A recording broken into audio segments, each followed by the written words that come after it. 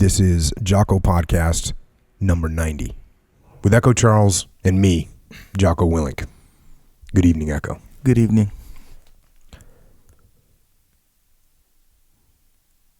As my wife Tori mentioned, this past week has been one of the most challenging of my life. I want to say thanks to my friends and family for your support. You really have no idea how much a few words of encouragement can mean when you're at a time and place like this. Thanks again. My platoon is in a very active area of operations in southern Afghanistan. Our mission is to close with and destroy the enemy. There is no outside the wire here because there is no wire. My boys are simply always on alert. We haven't had a shower since we've been in Afghanistan. We've run nonstop missions and have been very successful at accomplishing these without experiencing any injuries to our own. I'm just trying to paint a picture of life here and not trying to make you feel sorry for us. Trust me, I belong here with these guys and we are a family. Rather, I want to paint a picture because I'd like to tell you about Travis Mills. I know you don't know him, but it would mean a lot to me to be able to spread his story. My platoon's string of missions without injury came to an abrupt and violent end last week when we hit a dismounted IED during combat operations. I had 3 paratroopers injured from the blast. One was minor, one was severe, and one was simply beyond words. The most severe injury was sustained by my weapons squad leader, Travis Big Mills. I'd like to take the opportunity to tell you about him.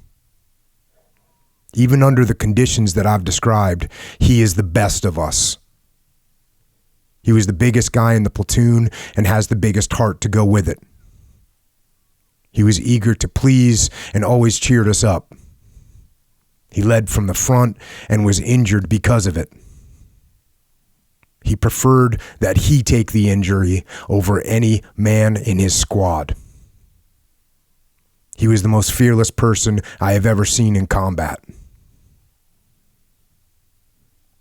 When we weren't in combat, he was great to have around. He woke up every morning and sang a bunch of different songs to us. Usually Keisha or Britney Spears or the songs of some other girl band. We had this ritual. Anytime we finished a patrol where we had a firefight, once we returned to the strong point, he'd run to the front of the formation and sing songs about the 82nd Airborne. He would do dance gestures and all. He even did it for the brigade commander when he came to visit. It was a big hit. He laughed at how serious I am and how I don't like to be touched. So he made it his personal mission to make me laugh. Usually this involved an overly aggressive and a little too intimate man hug followed by a middle school style dance where he'd grind on me. He kept me sane. I laughed at his antics constantly. In combat, there is no one we would rather have been with. He risked his life to save others constantly, and I can recall 2 times specifically where he literally saved me. Needless to say, I took his injury hard, including the personal guilt that a leader feels when he is responsible for his men. So I wanted to tell you these things. Everyone is asking how I'm doing. Yes, I am hurting, but you know I'm going to be okay. More importantly, Travis is going to be okay. The truth is, I've seen things here so terrible that I'll never be able to put them into words, Travis's injury being at the top of the list. But I've also seen things here so wonderful that I'll never be able to put them into words either. I know that sounds crazy, but it's true. How do you put into words the spirit like the one I've just described in Big Mills? The reality of it is that I have the honor of leading people like Travis.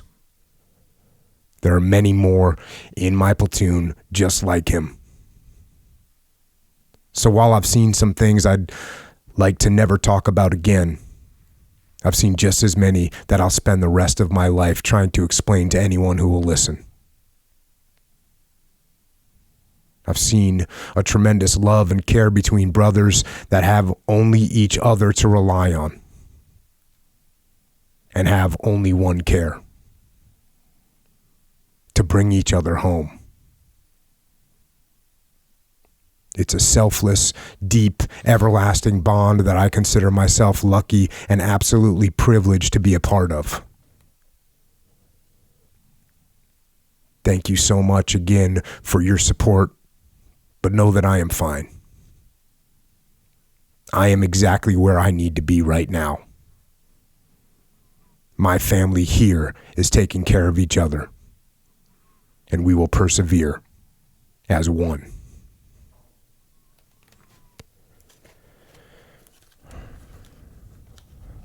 Now that is a letter that was written to friends and family at home from Lieutenant Zach Lewis, commander of 1st Platoon, Bravo Troop, 473rd Cavalry Squadron, 4th Brigade Combat Team of the 82nd Airborne Division. The All-Americans. And I think that letter describes Staff Sergeant Travis Mills as only a fellow platoon member could. Explaining his unbelievably positive attitude, his courage under fire, and his unwavering leadership. And tonight, I am honored beyond words to have the man that Lieutenant Lewis spoke of, Travis Mills, here with us to talk through his experiences on the battlefield and off. Travis, welcome to the show. Good evening. Thank you for having me. Yeah, now I'm going to say this up front. I was a little nervous about having you on because this show has a reputation of being very serious and very solemn.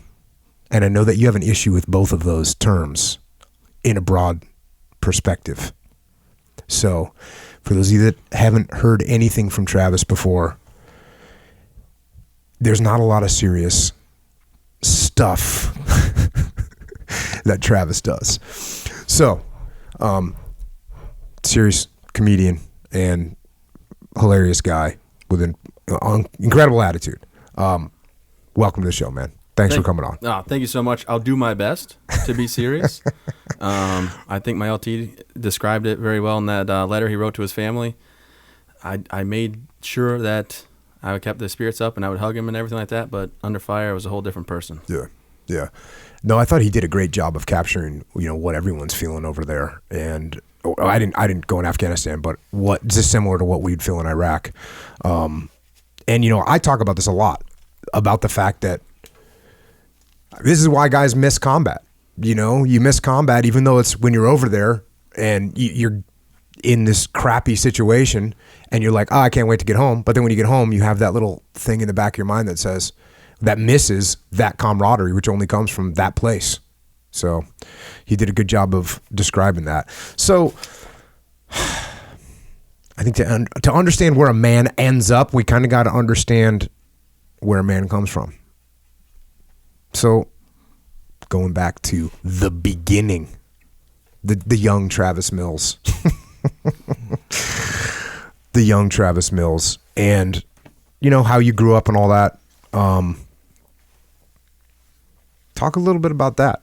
Yeah, I'm from Michigan.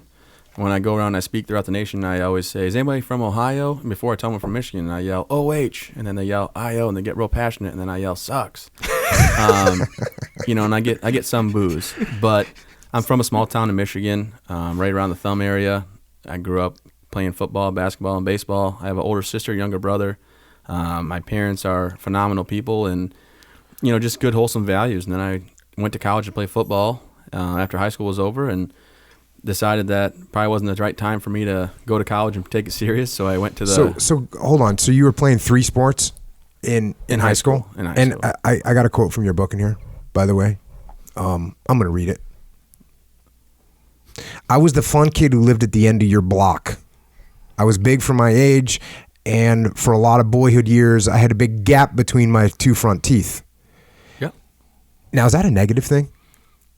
No, not at all. Okay, because some of us at the table here still have a gap between our front 2 teeth. I'm just saying. Oh, on the sides now, right? Yeah, I do. But I like to wear my hair shaved in a buzz cut, particularly in the summers when it got hot. With that Opie Taylor kind of look, I fit into small town America. And you did karate, by the way. You're looking at the 1993 karate state champion of Michigan.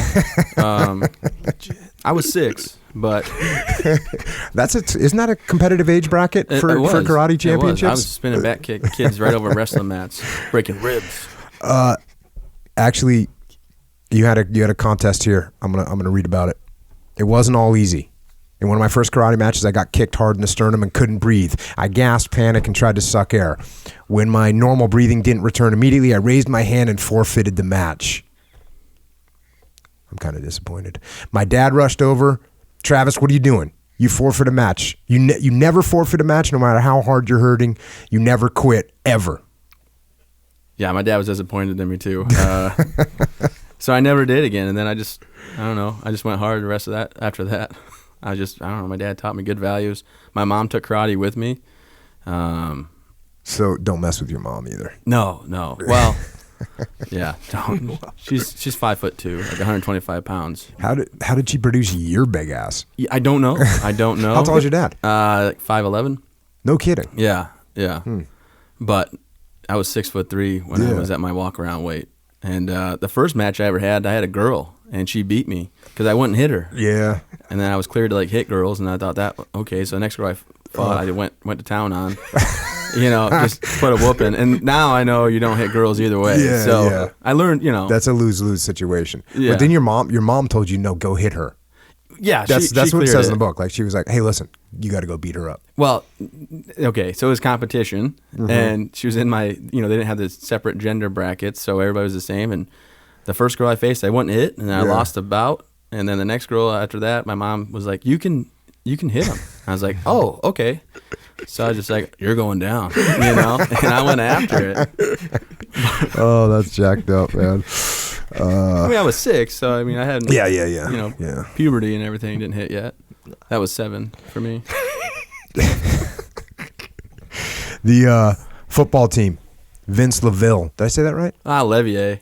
Okay, yeah, well, I'm don't worry not about so it. much of a French speaker over on my end, or whatever that language is. If I didn't know his name, I would have said the same thing. So. Here's how he described you.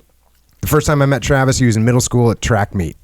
I'd heard about him, so I went over to watch him. He won the shot put, which meant he was strong. Then he ran over to the 100-yard hurdles and won those, which meant he was fast. You don't see that combination a lot. I knew that this kid was going to be a special athlete. In high school, he became a superstar, 3-sport athlete, baseball, basketball, and football. He was the leader on each team and made first team all-conference in all 3 sports. With football, he was definitely a big cog in our team's wheel. We were the smallest school in our conference, and we got beat up for a lot of years. But his junior year, Travis and his friends got into weightlifting and powerlifting and went to all the football camps.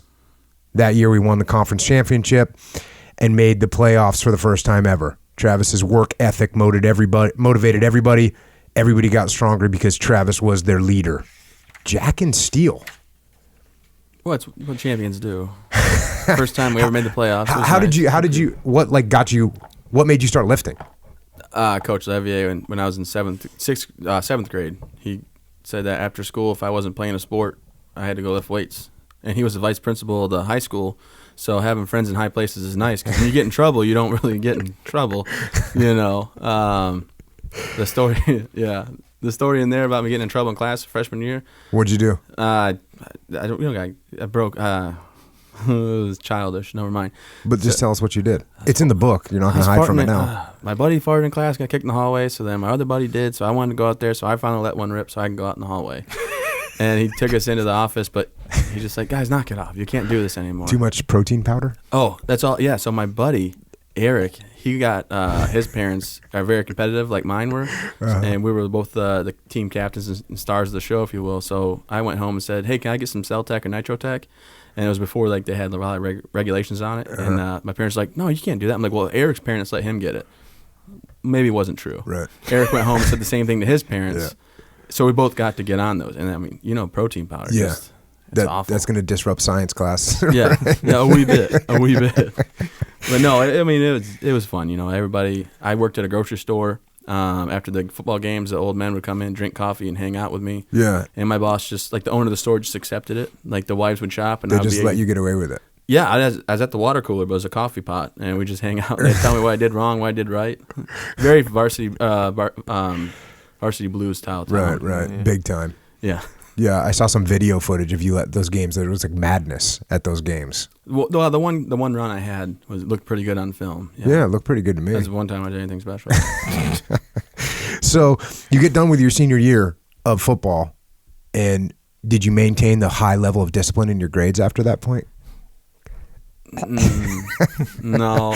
I broke up with a girlfriend that had a 4.0. Oh. So my grades went right down. Yeah. No more study partner? No more like she would help with homework? Yeah, be in the same class and write left-handed for the scratch work and hand it to me so I could write it. Nothing like that. And so that meant, did you get looked at for college ball? I did. I had a couple offers for baseball and football, D2, couple D1s, smaller D1s. Mm-hmm. And for some reason, my guidance counselor, I think he just knew, Mr. Simpson, great guy. He kind of figured I wasn't going to like college and be disciplined enough. So he's like, what about this community college? They're really good. Mm-hmm. You can go there and play football. And I decided to go there. And if I was cut out for football, I wasn't cut out for the studying at that time in my life. Right. And so you went there for what, 1 year? Semester. One semester. And then my girlfriend was like, you should move home. So I did. Yeah. And then I met her boyfriend, Colin. So then I joined the Army. If you look back at my life, how'd this happen? Yeah. It's her fault. Colin. Yeah. Yeah. You run into Colin lately? I haven't talked. I haven't. Yeah. No. We'll look him up. Maybe. I mean, he worked at a putt-putt golf course when I found everything out. So I grabbed my buddy up and went over there. And the manager of the place sent him home. Why'd she tell you to come home? So I could be by her, I guess. I don't know. And then I was like, hey, what's this about? And then she finally broke down and told me. So I was like, oh, hey, did you know the Army was taking people and giving bonuses? See ya. Yeah, because you were in debt. You ran up. I was about $10,000 in debt for a community college. But that was for the whole year because the baseball coach asked me to play there too. Dang. Yeah. But then you're in debt. Colin was on the scene now. That kind of threw a loop. So you end up joining the Army. I joined the Army. I went to all the recruiters, and the Army had the best thing going. Which was cash. $24,000. You know where that money's at today? No idea. Yeah, me neither. Yeah. Did Budweiser get any of that money? Nah. No? I don't. I'm not a beer fan. Not a boozer. No. Whoa. Okay. Whoa. I'm not. No. Let's not go that far. I'm a whiskey fan. Oh, okay. No. I mean, I saw a way to pay my bills back. I saw a way to travel and do some more fun stuff. I went in there to be an electrician, and they showed me an airborne video. I was like, I want that. Oh, yeah. The old what's that called? Bait and switch. Yeah. Yeah. Oh, yeah. What I really want to do is I want to get a good thing, where I can carry on in the civilian life and have a good trade, craft that I can bring back to the civilian world. They're like, watch this video. You're like, yes. Yes, that's me. That's all. So they showed you is it like airborne recruiting video? Well, to be honest with you, it was a Ranger Regiment recruiting video, and I signed up for all that. But then all the rumors were like, if you don't make it, you're going to Korea. And I'm like, I don't want to go to Korea. Yeah. And then 22 of my friends went to Fort Bragg because you got to pick your duty station because they were filling up the new brigades. And they're like, nice. "Oh, you guys, we need you to fill in here, and you can pick where you go." So all of us from basic training went. Because what year is this? 2006. Oh yeah, so that's totally different from me because I joined the Navy in 1990. Oh yeah, that's before I was even a Cry State champion. Yeah, yeah, we're talking old school. Yeah. So there's no war going on, and even though in my mind I always thought like the SEALs were just like fighting wars worldwide at all times, which was not true, but I thought that. But yeah, it wasn't like everyone that was joining the military. It's not like when you guys joined, your generation of people joined, you knew you were going to war. Oh, absolutely. 100%. You know, the biggest regret I actually do have, and not to kiss up to what you've done, but is not try to go to the Rangers or go Special Forces or to the sea. Like, I didn't even try it. I wish I would have. Well, you would have. Did you start thinking about that further in your career? Absolutely. Yeah. I was going to come back, and I was either going to go recruiter and get my last year and a half of college, because I went to college when I could. I took college out on reenlistments, and I was going to try to go recruiter to go ahead and get my degree and then go to the special operations world. Because if you don't do it that way, if you become an officer later, you got to go back through the queue and everything. Okay. But it was either going to be go right to special operations and try that out, or go become an officer and then go. But yeah, just you know, I don't know. I have no excuse except for it's a weird thing. It's a weird thing, and I don't really like anybody. Like I was, if you compare you as an athlete in high school and me as an athlete in high school, it's not even comparable. You were like 10 times the athlete I was. For some reason, I was stupid enough to think like I can make it through that training. And you weren't smart enough to go like, I can make that through that training, because you would have. And the saddest thing is with the whole the Ranger contract I had, and all these guys were going, and I got talked to my buddies that going to Fort Bragg. I ran into a bunch of them, and they're like, "Oh yeah, we made it." I was like, "Oh my gosh, I could have." I was, you know, this is ridiculous. It's an interesting. It's actually humility. It's you being like, "Hey man, you know, I don't know. I played, you know, football and baseball and ran track, or was that it? Is that right?" Well, basketball. Football, baseball, and basketball. I'm a great athlete, but I might not make it through. That's actually a form of humility, you know? I think it is. I was just, I don't know where my head was at. I you know, looking back now, I'm embarrassed about it a little bit, and I wish I would have went and tried it out. I mean, I live a really good life. I have a wonderful wife and everything, not to jump ahead. 2 beautiful children, so life's good. Yeah. As bad as the situation I found myself in April of 2012, but looking back, I wish I would have tried something. Yeah. Yeah. I mean, but the 82nd Airborne which is where you ended up, is a freaking awesome unit. Oh, I mean, you drink the Kool-Aid, and everybody's like all about standards. How'd you like, and this is something because a lot of people that listen to the podcast, they join the military, believe it or not. And like we just met a guy the other day who's going September 18th, going to the Marine Corps. But I always want to tell them, like, when you show up to boot camp, it's going to be a shock to your system. Right? Mm-hmm. I mean, it is going to be, you're going to lack of sleep. It's not going to be stuff that you're used to. And it sounds like you got a little, you know, shock to your system when you showed up there of just normal military stuff. And I guess my point in saying that is when you show up to boot camp is not going to be fun for you. It's going to be a transition. I mean, you can mentally prepare all day, you know, and then you get yelled at and you're like, why is this guy always yelling at me? I didn't do anything wrong. Leave me alone. They made me eat coleslaw. I don't even like coleslaw. I mean, the first thing, like, I come out and they're like, everybody gets coleslaw for lunch. I'm like, shit. So they put it on my plate. And then after I eat the coleslaw, I eat it first. I'm like, oh, he wants me to eat this for some reason, so I'm going to just do this. And then the next time at dinner, I'm like, okay, finally, no coleslaw. And he's like, Mills, you big bastard, you ate first. I remember you. You get 2 scoops of coleslaw. Damn it. Roger, Joe Sergeant. You know, so... Yeah, that's boot camp, right? Yeah. That's boot camp. I always tell, when I talk to people that are going, I'm like, just play the game. You know, understand it's going to end, and make the Army what you can make it. Like, make it work for you. Yeah. Understand the job you're getting yourself into and things like that. Because people ask, would you still join if you know what happened? I said, yeah, absolutely I would. Yeah. I enjoyed every second. I was going to be a 20-year guy, I figured. Yeah. I re-enlisted, and just, you know. Yeah, it's cool. This is a cool thing that you wrote kind of as you're wrapping up boot camp. You're thinking about September 11th. You know, like I said, that for you is you clearly knew that going in 2006. And here's what you said. I remember feeling a ragged mix of emotions, anger, confusion, dismay, and wondering why anybody would want to do this to us. I was American. I understood we'd been attacked and that our country was now at war. And that when there's a war, Somebody needs to have the courage and intestinal wherewithal to do the actual defending, fighting, and unavoidable killing that accompany military actions. That would turn out to be me. And that's another thing that people need to think about if you're joining the military. And I've gone through this with a bunch of people that, this happened to me a long time ago. This parent, said, can you come talk to my son? And he really wants to be a SEAL. And I was like, yeah, sure, no problem. And so I meet this kid, strapping young kid, looks super happy and positive, and he does water polo, and he's a great athlete. And he's like, yeah, I really want to join the SEAL teams. What advice do you have for me? I'm like, are you ready to kill people, and are you ready to die? And it was like the whole room got, well, just them two, but they're looking at me like I'm crazy. But my point was, like, that's what the military is.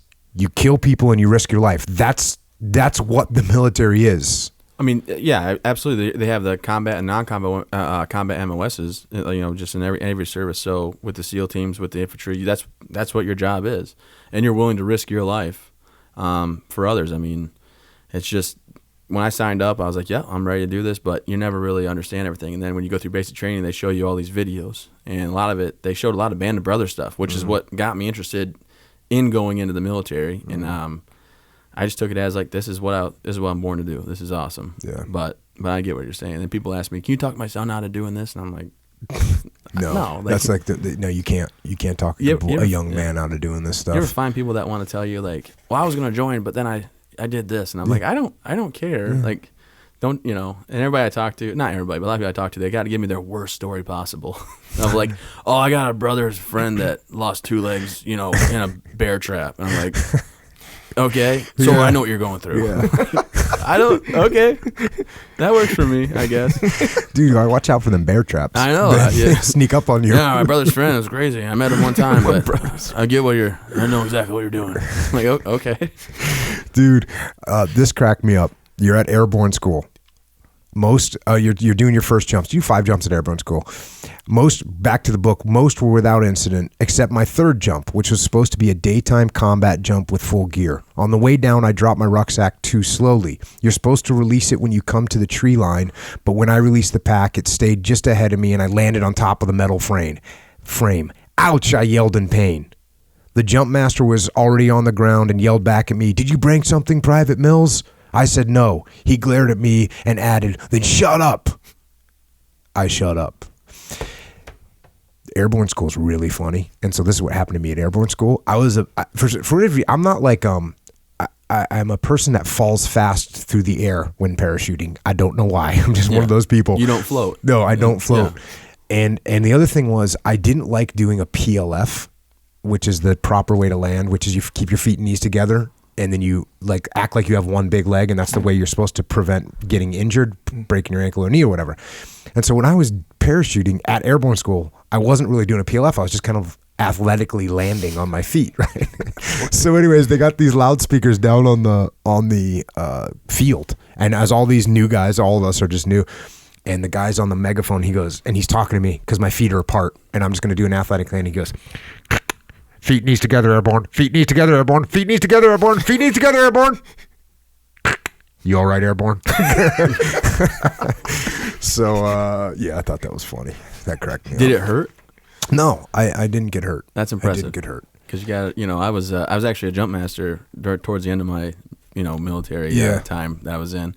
And, got the balls of feet, calf, thigh, I had it all down. Yeah, you were dialed. Oh, those instructors. How long is the jump master school to be an instructor at Fort Benning? Well, at Benning, so it's completely different. So, it's not that much different, I guess. But for me, it was like a 3-week course, and I was able to check people's equipment. But they didn't make you memorize the term. Oh, they did. Did they? You got to memorize the pre-jump brief and everything and stuff like that. But no, like this is a nylon stitch with 5,000 grain test and steel that's stronger than America. It's like that's no way it's stronger than America. No way. But no, they don't do that to you. Yeah, that's a good times. You're getting ready for your first deployment. So you show up at 82nd Airborne. You're there. You're getting ready for your first deployment. You're going to Afghanistan, and you're leaving just after Christmas. And here we're going to the book. My dad didn't talk to me about leaving. Over the next few days, we hung out and did whatever we normally did. but most he said during that time was, be sure to keep your head down. Then, the day before I left, Dad told me a story about when he went into the Army. He'd taken washable paint and written a note to his parents in their shower stall where they were sure to be able to see it. It said one short sentence of reassurance. All will be fine. Early the morning that I left, I took a washable marker and went into my parents' bathroom. Right above the faucets, where they were sure to see it, I wrote the same short message. All will be fine. I was miles away from the house when my dad called. He told me he saw the note. I didn't say much, and he didn't say much. He told me he loved me. Then his voice became hoarse, and his words of support for me came out broken and choked. First time going on deployment. And it was a little rough too, because a guy from my hometown, a Marine, he was a buddy of mine. His dad's my baseball coach. His brother was in my grade. The day after Christmas, on the 26th, he got shot by a sniper in Iraq and ended up right through his heart, and he didn't make it home. So his my brother's actually, his girlfriend was Chris's little sister, and she was at my house, and I found out from friends that what had happened before the family found out, from people that were deployed with the unit. So, I mean, that was rough on my parents, to have me, in a couple weeks going overseas, and then I'm at home the day after Christmas, a guy gets shot that I know. Yeah, there's I think that's one of the hardest things for when military families see someone wounded or killed, they know that could be their loved one, and that's why that's days before you're leaving, man. That's harsh. And we're close friends with the family. Like I said, his dad coached me from I think 10 years old up to 14 14 or 15. But knew the family really well. So it was a little rough and things like that for a bit on my parents. But people now, when they see me, they say, hey, do you go and speak to a lot of military things? I'm like, I don't really do that much. If they want me to come in, I will, but I'm not sure. But guys going overseas want to see me on stage saying, hey, guys, you're going to be A-okay. It's probably not the route I talk to a lot of companies, but when it comes down to that, I'm like, hey, guys, you'll be good over there. It's like some movie that I don't know what it is, but they're like, the infantry made me the man I am today. Starship Troopers. Yes. Yeah, I've never seen it, but I get told that line. Yeah. He's got like 2 fake legs. He's good. He's real good with movie quotes, especially bad movies. I'm so glad. I forgot you were here. No, it's great every now and then. Chime in. So your first deployment, are you an E3 or an E4? When I went over there, I think I was an E3. Or I might have been an E2 actually. My first one. Okay. Yeah, I was only in the military like 6 months before I deployed. That's crazy. Oh, it was a good time. I worked for a colonel. Yeah. You're doing basically PSD for the colonel, right? Yeah. Yeah. So try being like a young private. You go to a unit that's not infantry. You don't get treated like crap. You work for a lieutenant colonel, right, who's a direct descendant of Colonel Custer. It was his great uncle. Dang. The guy's just as wild, Scotty D.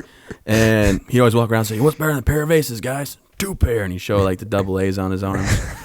And phenomenal guy, really. And we just go around with him. So if we ever got yelled at, my team leader was a cook, Sergeant Rush. If we ever got yelled at, he'd just go to the colonel and be like, hey, so they're bothering us. And the colonel would be like, don't you touch my guys. And I'm like, this is so nice being protected.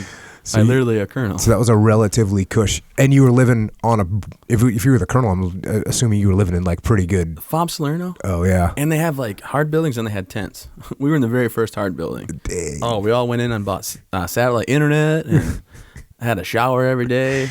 Yeah. Hot meals. It was wonderful. How often are you rolling out into town? Every day. Okay. But we'd go out and do government work and come back. Okay. And then I was in the gym. I'd go at 8 o'clock. I don't like being in the gym with people. Mm-hmm. I was like, I don't want no one on my machines. Mm-hmm. And I superset it a lot. Mm-hmm. So I'd go from 8 to 11 at night, just crush it. And then midnight chow, which is the greatest thing ever. Yeah.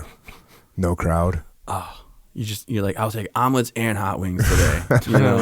Oh, you get the combo breakfast and dinner scenario going down. I know you're a much cooler guy than me, but when you get the midnight chow at Fob Sal, I'm telling you, it's like, I want the hot wings. I'll take pancakes and omelets. And I want you to throw some mashed potatoes and gravy on that. And you guys, it sounds like on that first, well, you didn't even shoot You didn't shoot your gun first deployment? Didn't have to. I was on patrols every day. I had a suicide bomber run up on us and like detonate on the front of our truck. Just like what an idiot. You know? No, I mean like and like his nutsack's hanging off the light and his but he's just the truck's not hurt at all. It's like genius, bro. Genius. Job well done. A for effort, like a F for judgment. Yeah, yeah. But still, that having a suicide bomber hit your truck, that's at least a reality check at a minimum, right? Well, I mean, so it was our one of our front trucks, and then also we had a guy run up on the colonel opening a hospital and detonate himself. I was in the truck at that time, like in the gun, but we just found out if we go out there and we just make sure that everybody knows we're really aware. Every time we take a turn, our guns are rotating. We're not sleeping. We're up and out. We didn't really get messed with, and that helped. I mean, I was in a place where there was bombs and things like that, but I was very protected. EOD would roll out before the colonel went anywhere. Oh, that's right. Yeah. How many gun trucks would you take on a convoy? Just with four. The colonel? Just four of us. With him in the 3 truck or 2 truck? He was in the 2. I was his gunner the first 6 months. Nice. And then I moved to be a TC. But the threat level was like medium. I mean, because you would have taken you'd have taken a bigger convoy with more aggressive facilities. If I was in it was all Humvees before any other big, and I had a 249 as my main weapon. I had a saw. Yeah. They're like, okay, the front truck, 50 cal. Back truck, we're gonna give you a mark, and you're just gonna get a saw. Yeah. I was like, oh, awesome, thank you. So I had a saw. That's what I put it up there like it was a big old gun. Yeah, that's awesome. Good times. Yeah. Why didn't they give you a real gun up there? Apparently my biceps were big enough. That was a real gun show. And I get that. I had 22s at the time. I got some supplements sent to me. Respect. The SF guys found a way for me to get some of their supplements. It was wonderful. Now, you went is this the deployment you went home for R&R on? It is. And you had your first meeting? First meeting. With one of your platoon mates' sisters. I love to antagonize people. And I got a MySpace friend request. And I thought, man, this must be a dating page. It was a cowgirl hat, brown blouse, shirt, whatever, jean skirt. I was like, that's a dating site. There's an ad. Wait a second, that last name's the same as my medic. Let's do some investigation. He was home on R&R, and I was looking through. I was like, that's his little sister. She's 18, so it's legal. And I was just like, except. And we started chit chatting, and I just did it to make him mad. But we ended up enjoying each other's company. The first time we ever met, I was like, I deserve a vacation. I've been here 11 and a half months. I'm coming home for 18 days. You want to go on vacation? She's like, yeah, sure. So we decided we're going to go to Cozumel, Mexico. How'd you talk her dad into that? She was 18, so she did what she wanted, I guess. I don't know. He didn't kill me, so had every right. And so you go to Mexico. That's your first date. It's like, hey, I'm just going to take you to Mexico. Yeah. You guys, I say I don't know where that $24,000 went. I know exactly where it went. Went to Mexico, then back to Michigan for a week. Had a great time. She went back to Texas. I had to go back overseas. I got held up in Atlanta. So I called her up. I was like, hey, I'm in Atlanta for the night. You want to come? And she said, yeah. So she came out. Next morning, saying our goodbyes. Crocodile tears streaming from her face.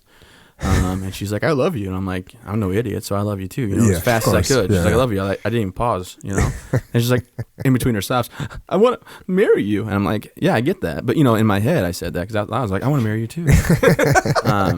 Real Casanova here.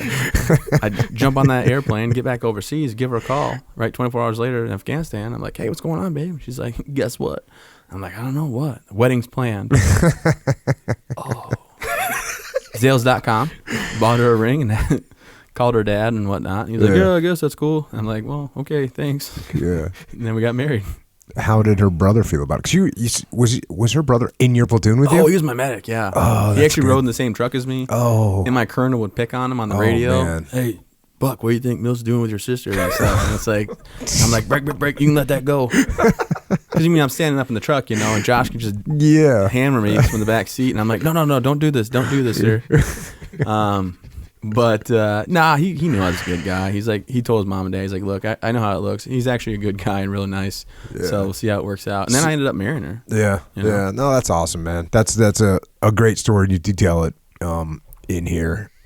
That it's pretty It's pretty unbelievable, that you pulled all that off. Well, and the colonel was actually setting me up to go to the prep school in Virginia for West Point. He's like, you should be playing football. And my lieutenant at the time, Lieutenant Phillips, now he's a major, or maybe he's a colonel now, but he was training me. He was a football coach, and he holds a record in Chicago. Yeah, most consecutive losses at the school that he was coaching at in high school. Yeah, they were that bad. Great guy, though. And he was like helping me coach and train up and lift weights and do whatever. But then I met Kelsey. I was like, I think I'm just going to do this, So we got married when I got back. How long after you went home for Christmas did you come back? I came back in April on the 13th night, 14th morning. And then you won't find it in my book, but we got married at the courthouse on the 17th. There you go. Yeah. And then we got married again in a big wedding in June. Yeah. Most military. But you wanted that money. Well, I needed to. I spent all my money. I was like, I don't know how I'm gonna get a house. I'm like, look, I need that BAH for 3 months to pay for this damn wedding. So. Where'd you guys have your wedding? In Texas, in McKinney, about 112 that day. And then, so you settled down, and now you're staying in the Army. You're pretty much saying I'm staying in the Army at this point. Well, I really enjoyed it. I got moved around to another unit when I got back because I had to go to a line unit. I couldn't be a PSD guy the whole life. I was up for it. I was like, this is awesome. But we got a house or an apartment in North Carolina, right outside Fort Bragg. There, bought a dog. Life was good, and I figured the military is doing well, and then just kind of hung out for 15 months or 18 months before I deployed again. That's what I was going to say. So it's 18 months between deployments for you? It was that. It was usually a year and 3 months. So I went for 15 months. So they gave me 18 months off. I went for a year, and then they gave me 15 months off. Then I had to go again for my third. But I'm jumping ahead here. So you get back over on deployment, and this is like within days, and you'll tighten me up on that. But one of your friends, Tyler Juden, is saying that right? Mm-hmm. Yep. He's out on a mounted patrol. IED hits the first vehicle. Then they get a small arms ambush. And I'm going to the book here. Our guys needed to get the disabled vehicle out of the way.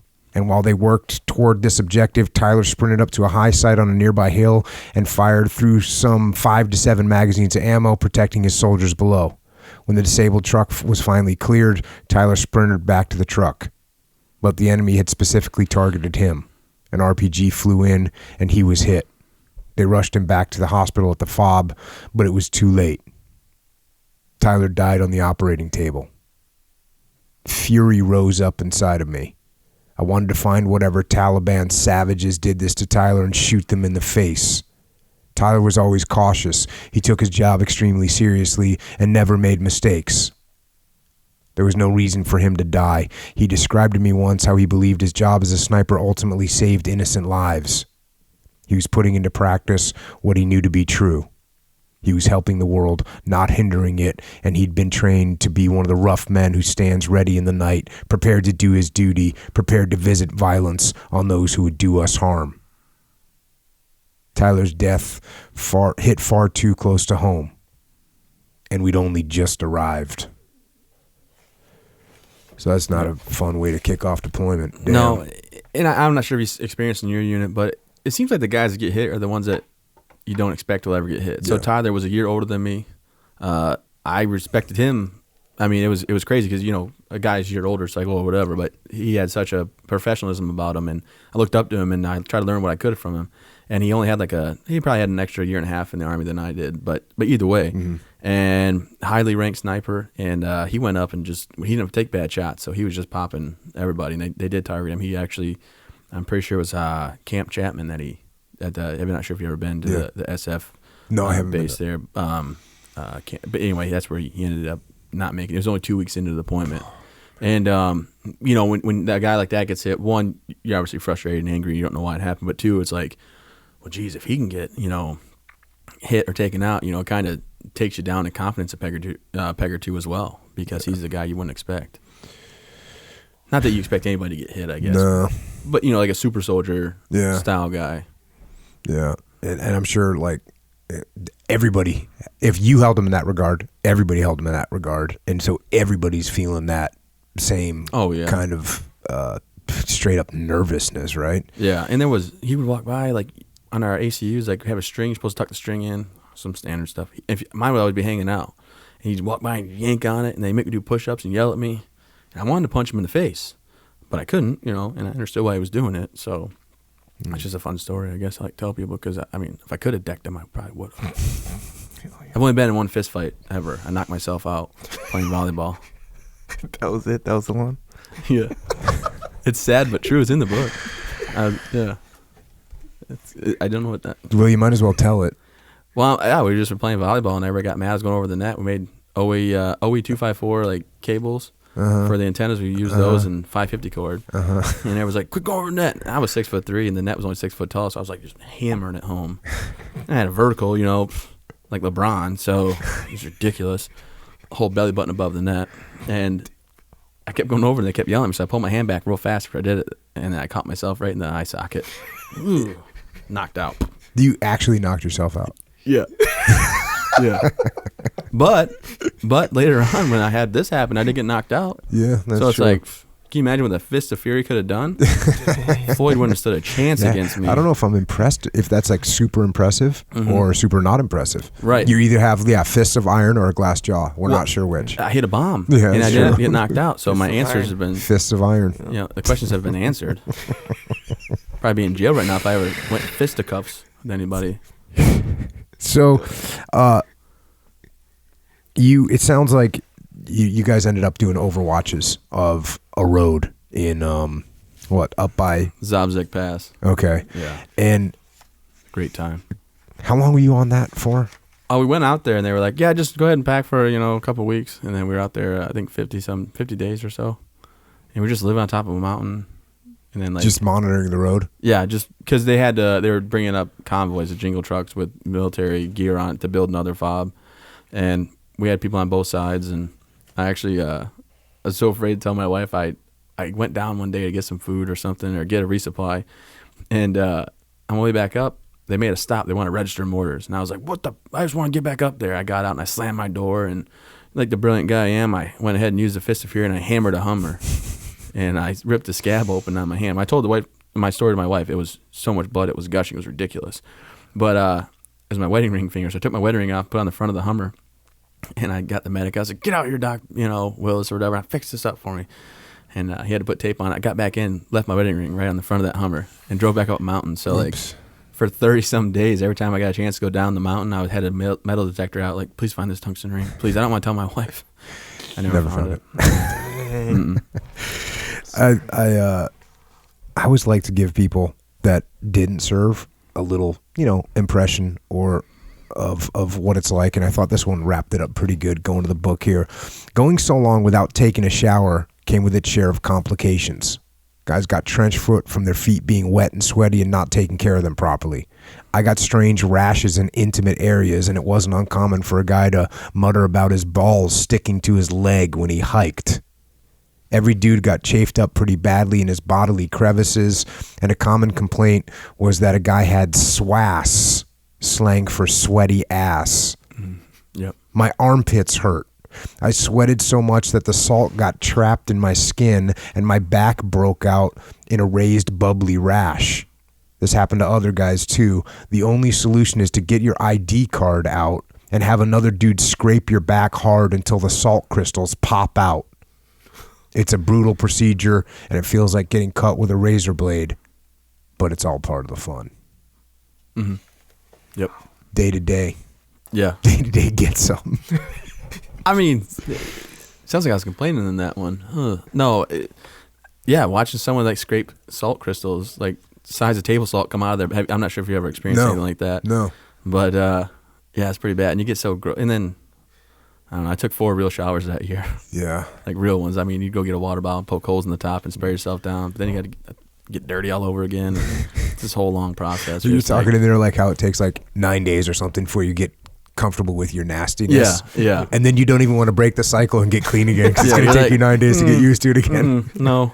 The best part's like the winter because you don't smell as bad in the winter. Like in the winter, you don't take showers. You're like, oh, it doesn't even matter. It's cool. I'll brush my teeth, keep them pearly white, make my teeth look whiter. But it's pretty. I actually decided halfway into that deployment, I was like, told my wife, just send me 8 pair of Ranger panties. So I wore a whole pair of like Ranger panties for a month, and I just took them off. I was like, no, not gonna wash these. Just throw them away. Accept it and move on. $12 well spent.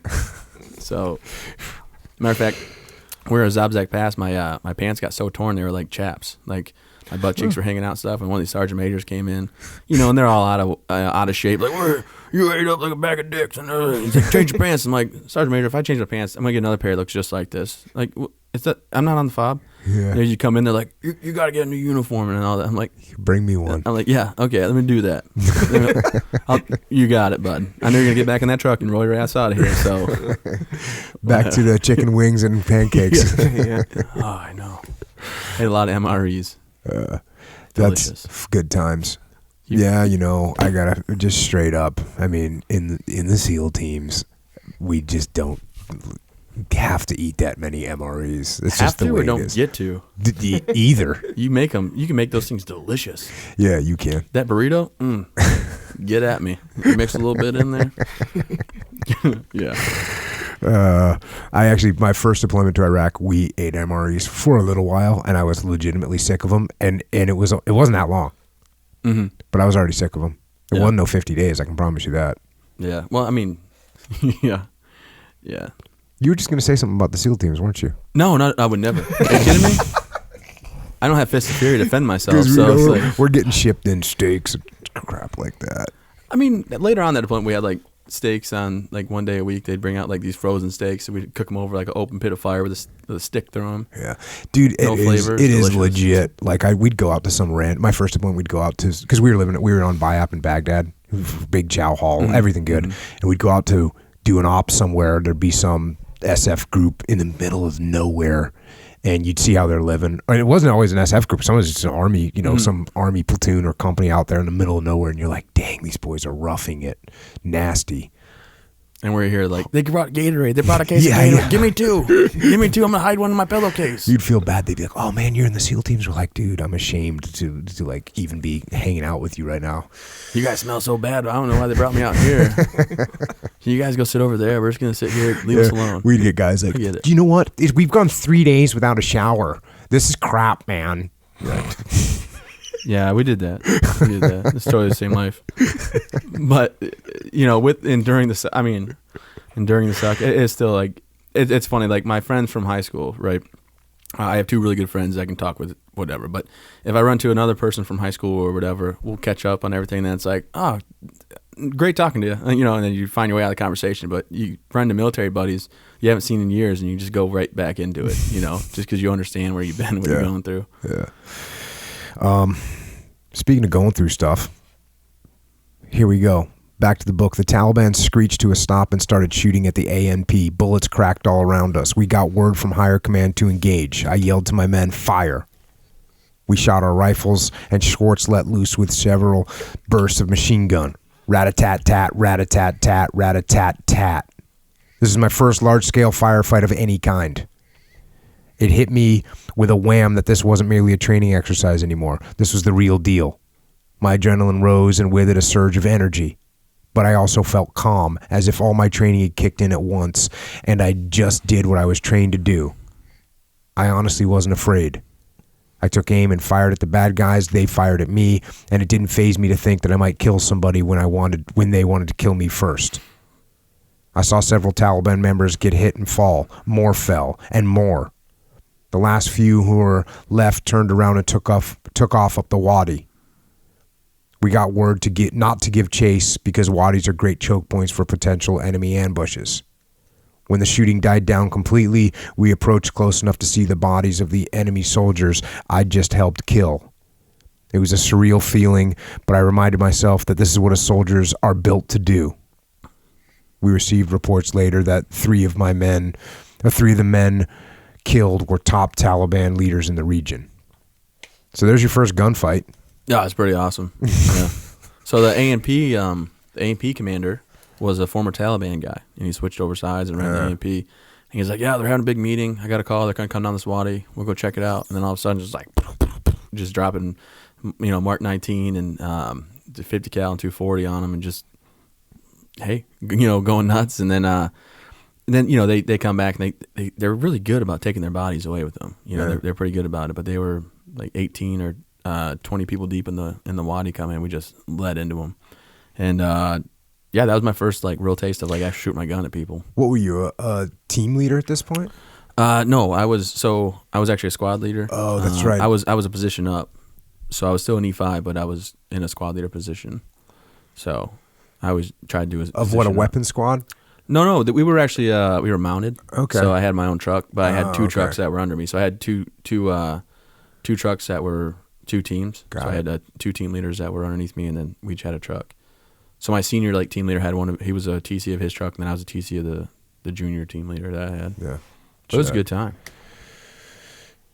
Again, I said that I was speaking somewhere the other day, and I said something along those lines, and like somebody said, like, I think it's kind of weird that you say it's good time and fun, and I'm like, well, it's adrenaline rush like you're not gonna get. It's good time and fun. I mean, they shot at me first. I mean, he started it. They started. Yeah, defend yourself.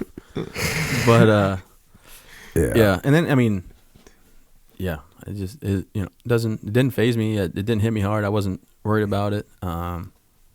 Just kept moving on. As a matter of fact, that region died right down, like completely after that. Well, if you kill all those bad guys, that yeah, certainly has an impact. Like that was our first night out there too. Like moved out to the middle of nowhere in a snowstorm, and that was like maybe not first night, our second night out there. And we just shot everybody, and then for the next like 2 months it was quiet, and they backfilled us with some other platoon. They're like, hey, we're gonna bring in this platoon here. You guys are gonna go up north where there's a lot of fighting in Bala All right, cool, let's do it. So that's the next big movement that you made, was that spot. Mm-hmm. And that place had a bad rep, like as far as being a lot of fighting there.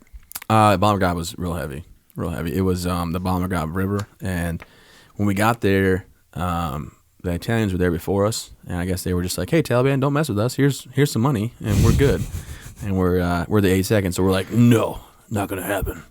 And the infantry platoon that we replaced, and I mean, for the record, I am infantry. I was in a cav unit, but they always have Charlie Troop is an infantry platoon they bring in, and then we had these coin platoons. So it was like 2 infantry and 2 cav squads to make the platoons up. But yeah, we replaced these the infantry guys. They had 2 guys killed. Unfortunately, fell into a river. There was actually a ceasefire with the Taliban to find the bodies and bring the bodies back. And we got up there, and there was like a line in the sand. They said, look, you cross this line, you're gonna get shot at.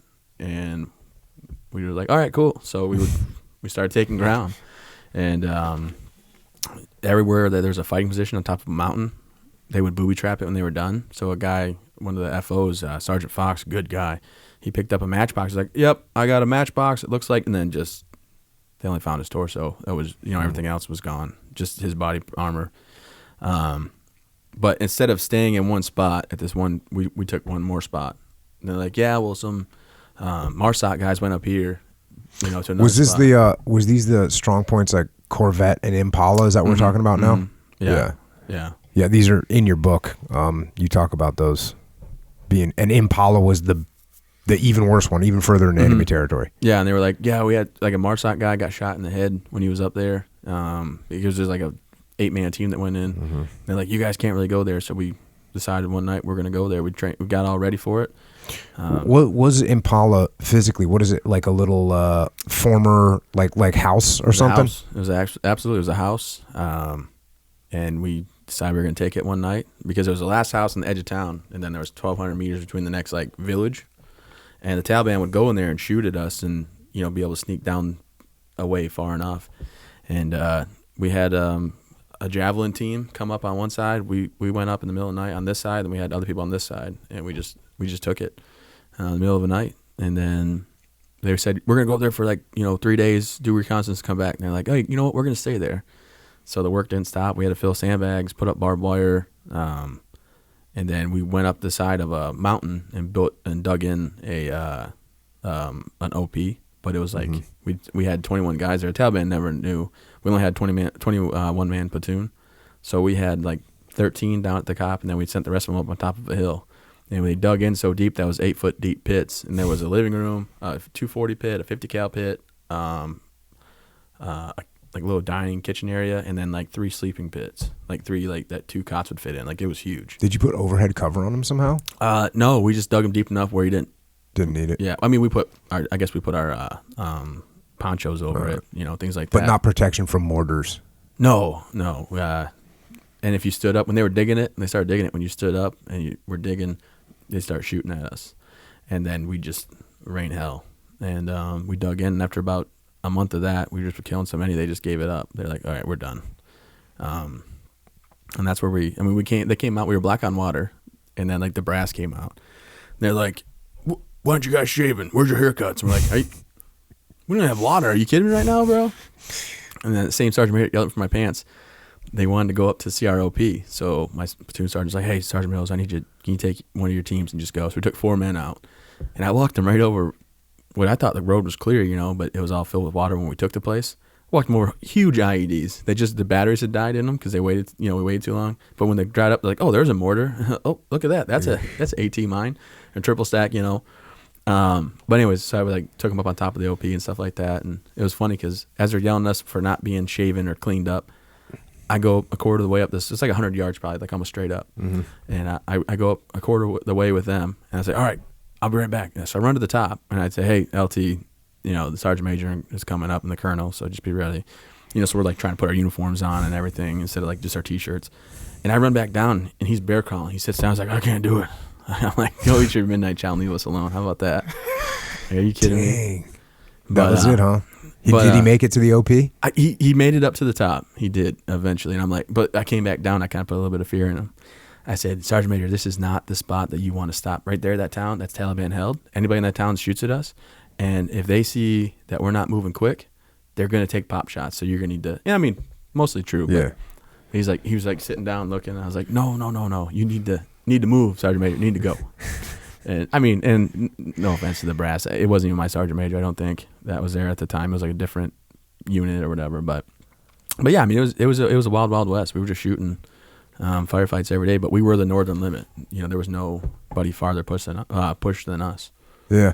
One part you're talking about how you ended up shooting 11 javelins in a day, I think. Yeah, that's getting after it on pretty much anyone's standards. Yeah, I think we shot 29 that whole deployment. It was cool. Damn. See, conventional army can be fun. Yeah. Shoot javelins. Yeah. Dude, the conventional army we were with in Ramadi were freaking getting after it every single day. They were awesome. Awesome. Like you were getting in a firefight every day there, huh? For a bit there we were, and then it died right down. They were just tired because, once they shot once, we let loose. We had enough ammo to last us for years probably. And we let them know. Yeah. America's real cool when it comes to ammo. Yeah. In those situations. It's like, oh, you guys need more? Yeah, we'll be right there.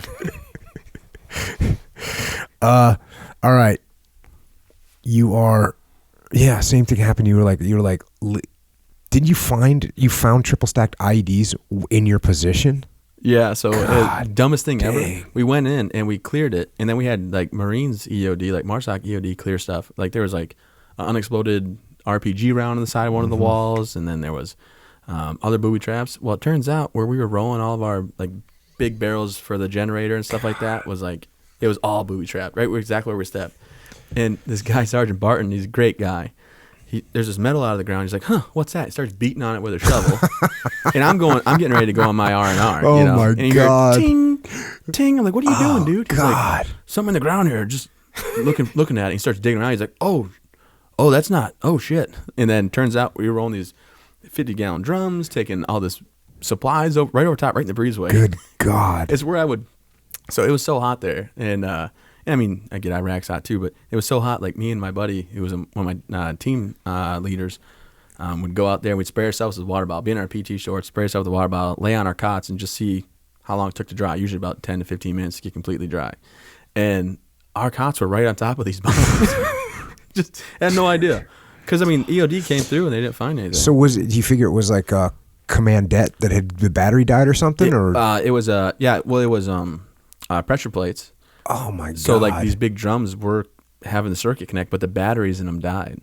Luckily we didn't take the property to, after I think after the MARSOC guys got hit, they went in there and booby trapped it all, knowing that we were trying to take it. But somehow the batteries didn't work, which helped out for us because we jumped over a rock wall that they had, where there was like a hole in the wall already from probably a hellfire or something from time before.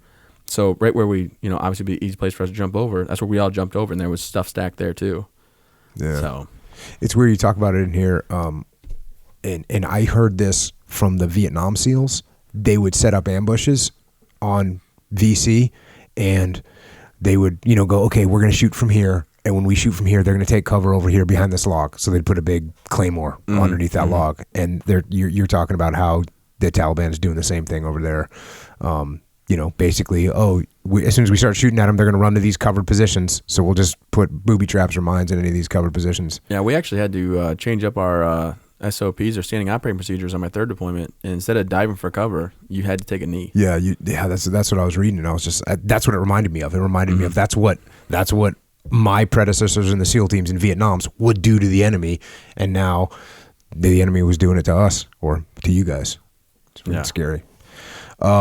This is an interesting spot. You're heading home for leave from there. I left in May and caught a series of connecting flights home to America. I gave Kelsey a huge kiss at the airport in Dallas, and when I got back to the house, gave our dog Buddy a big hug. It felt great to be back, but it also felt surreal. And this is the strange part of this leave time. I didn't quite know what to do with myself. I could take a hot shower anytime I wanted. I could sit on the couch and play video games. I could drink a beer and eat a cheeseburger outside on the back porch. Nobody was shooting at me. Nobody stunk. Nobody was sleeping on triple stacked IEDs. Kelsey was finishing up the semester with college and work, so I bought a truck and we drove up to Michigan to see my parents. We had a few bright and happy days with them, then it was soon time to go, just like that. I hugged my parents, gave Kelsey a big kiss, and flew out to Detroit to head back overseas. It felt oddly good to be back to Afghanistan. The feeling is difficult to explain.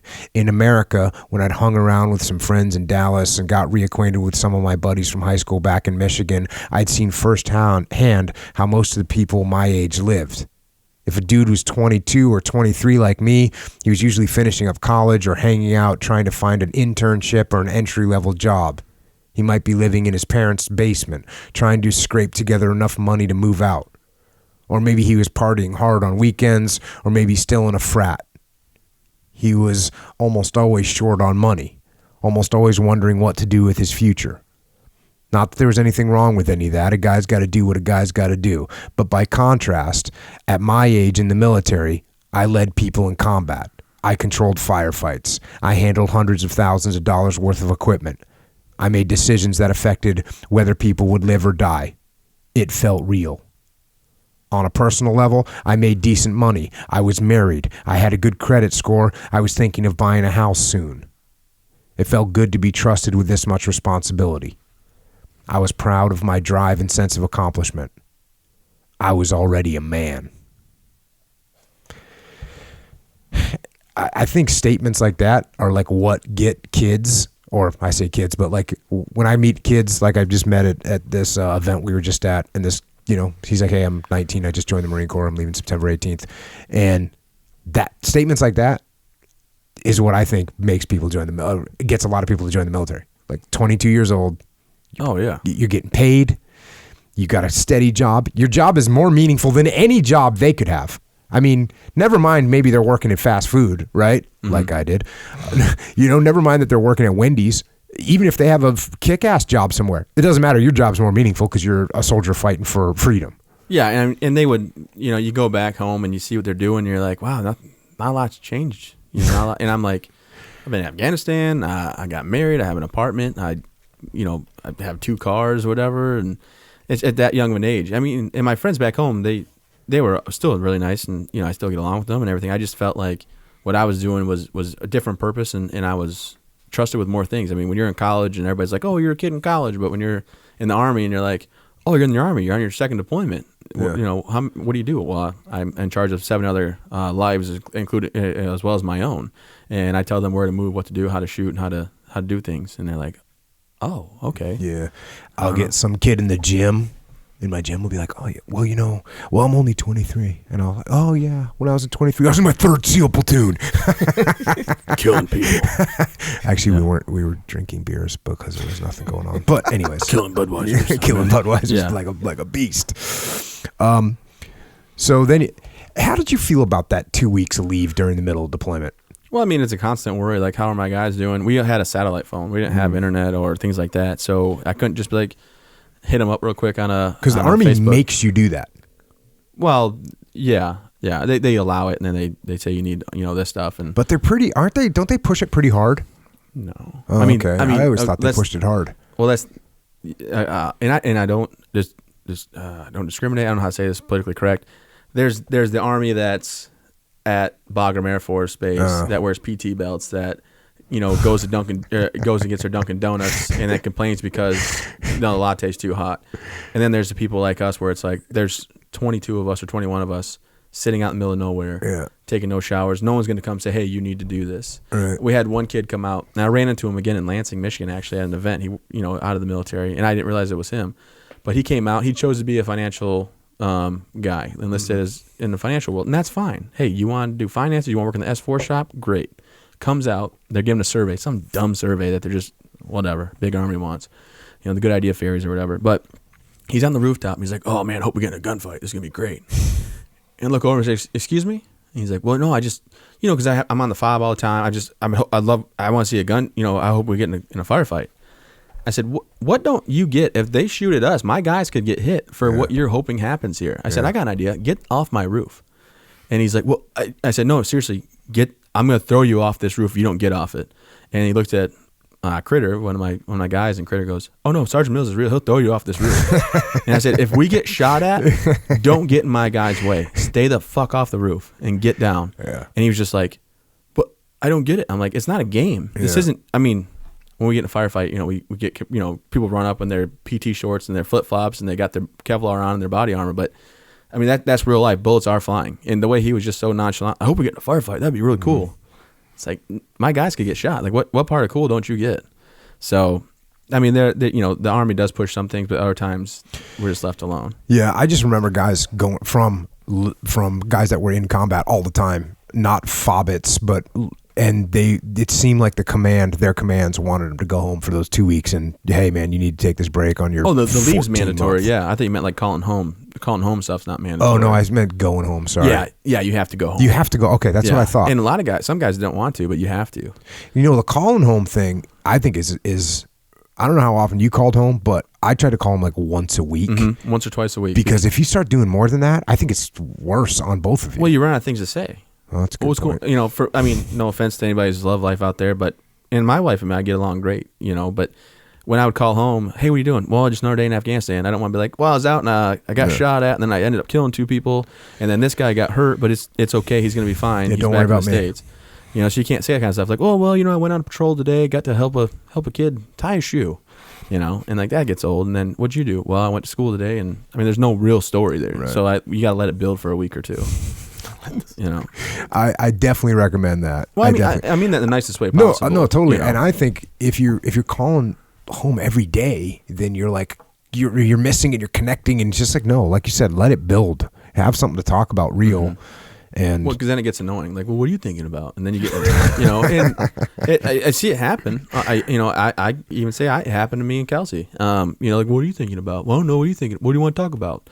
Well, I don't know. Oh, you got nothing to talk to me about? It's like, no, I don't. And it's not a bad thing. It's not that I love you any less. It's that literally I can't tell you what happened here because it's not going to make you feel better about the situation. Mm-hmm. So, and another like thing is, you got all this stuff going on, and then your wife's like, "You won't believe this," and you're like, "What?" And she's like, "We lost that library book that we got out, and now they called and they want us to pay for it." And you're like, "Just cut the check. Just give them the check. We're gonna be good." Well, are they overcharging? I mean, do your research. Can you find it online? Cheaper. Some of the big drama at home. The wide-eyed, like, "Oh no!" It's like, that's not okay. Well, I watched a guy bleed out today. I had to put my finger in a bullet hole, so I get what you're saying. Same thing. I was like, "Whoa, my God, can you believe this?" But you go ahead. Tell me about what happened with you today. Tell me about the spoiled mayonnaise that you had on your sandwich. Oh, that's no joke. That's awful. You get home from that deployment. Going back to the book, my parents flew down from Michigan. Josh and Deanna.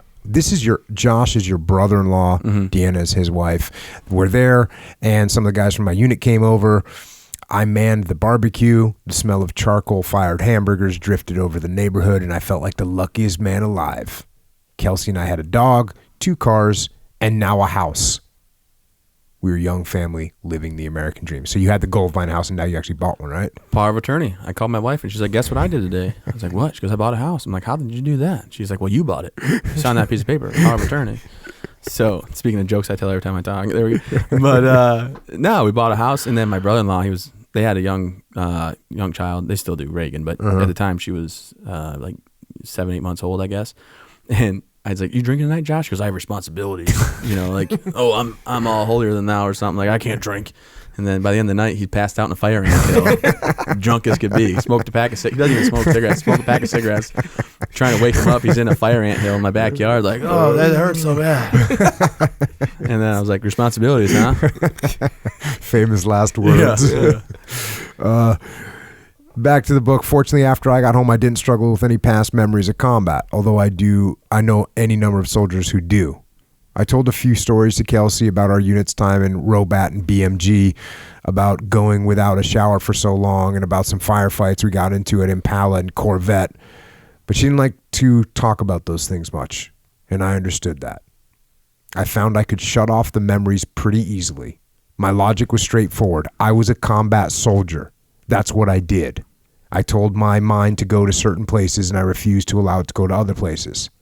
I found that I could connect with my family best that way, although I know other guys handled things differently with equal success. And the reason I threw that in there is just because, I get a lot of guys that ask me about how to handle the whatever memories they're bringing home. Mm-hmm. And I thought that was a pretty good methodology, man. Like, okay, I'm not going to think about that right now. Yeah, I mean, it wasn't like I had to bury it. You're just so desensitized when you're over there. Like, I'm pretty sure the book talks about it, but we went on patrol, and then one of the A&A guys, or A&P, was wearing a bright green, like a construction vest. And we were all getting ready to load up in the trucks, and someone made the joke, I think it was me or maybe Critter, but either way, we were like, well, that guy's going to get shot today, because he stood out.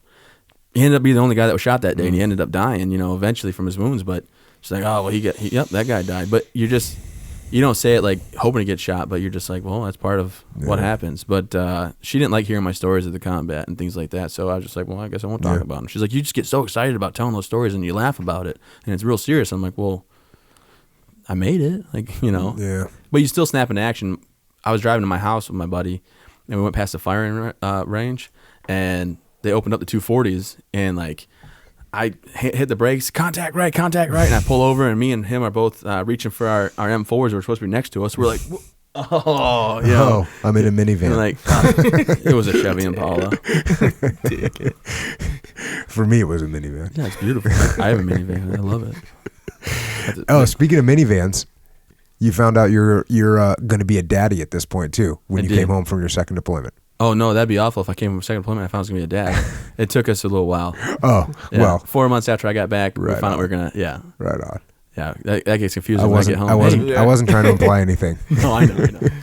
Yeah, but we, so didn't plan on it right away, having children, but found out we were going to have children or have a daughter, and worked out great, I'm very excited. Did the whole nesting thing. My wife had a sweet Mazda 3 hatchback. What's the whole nesting thing? Like set the baby room up, get everything ready. Yeah. I kept telling my wife, because I bought her a brand new car in 2010. It was brand new off the line, Mazda 3 hatchback. She loved it. And I was like, that baby seat's not going to fit in that car. And she's like, yeah, it's going to be fine. I'm like, no, it's not. Finally, I got so mad one day, like after arguing with her about it, I went out there and I popped the car seat in. And I said, go ahead and jump in your driver's seat, honey. Go ahead, jump in there. And she couldn't fit. She's like, oh, just get rid of it then. She was so mad. Loved every second of it. Because then I won that game. Sure. You were right. That feels good. I got you off topic. Sorry. Yeah, we were going to have a kid. We were No, very excited. I'm straight on topic. Way tight on topic over here. I know you're. Yeah. Well, you're a professional. I didn't doubt that. I know what you're doing. September 27th, 2011, our daughter was born. Wow. I made some weird noises in the back of my throat. There our kid was with goo all over her, and she was wrinkly and scrunched up, and all I could think of that she was the most beautiful thing in the world.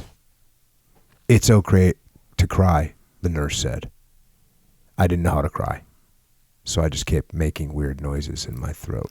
It was awkward. I was like, and the nurse is like, it's okay to cry, Mr. Mills. I'm like, I don't know how to cry. And I went, woo! That was weird. And this lady's like, this guy's taking this kid home.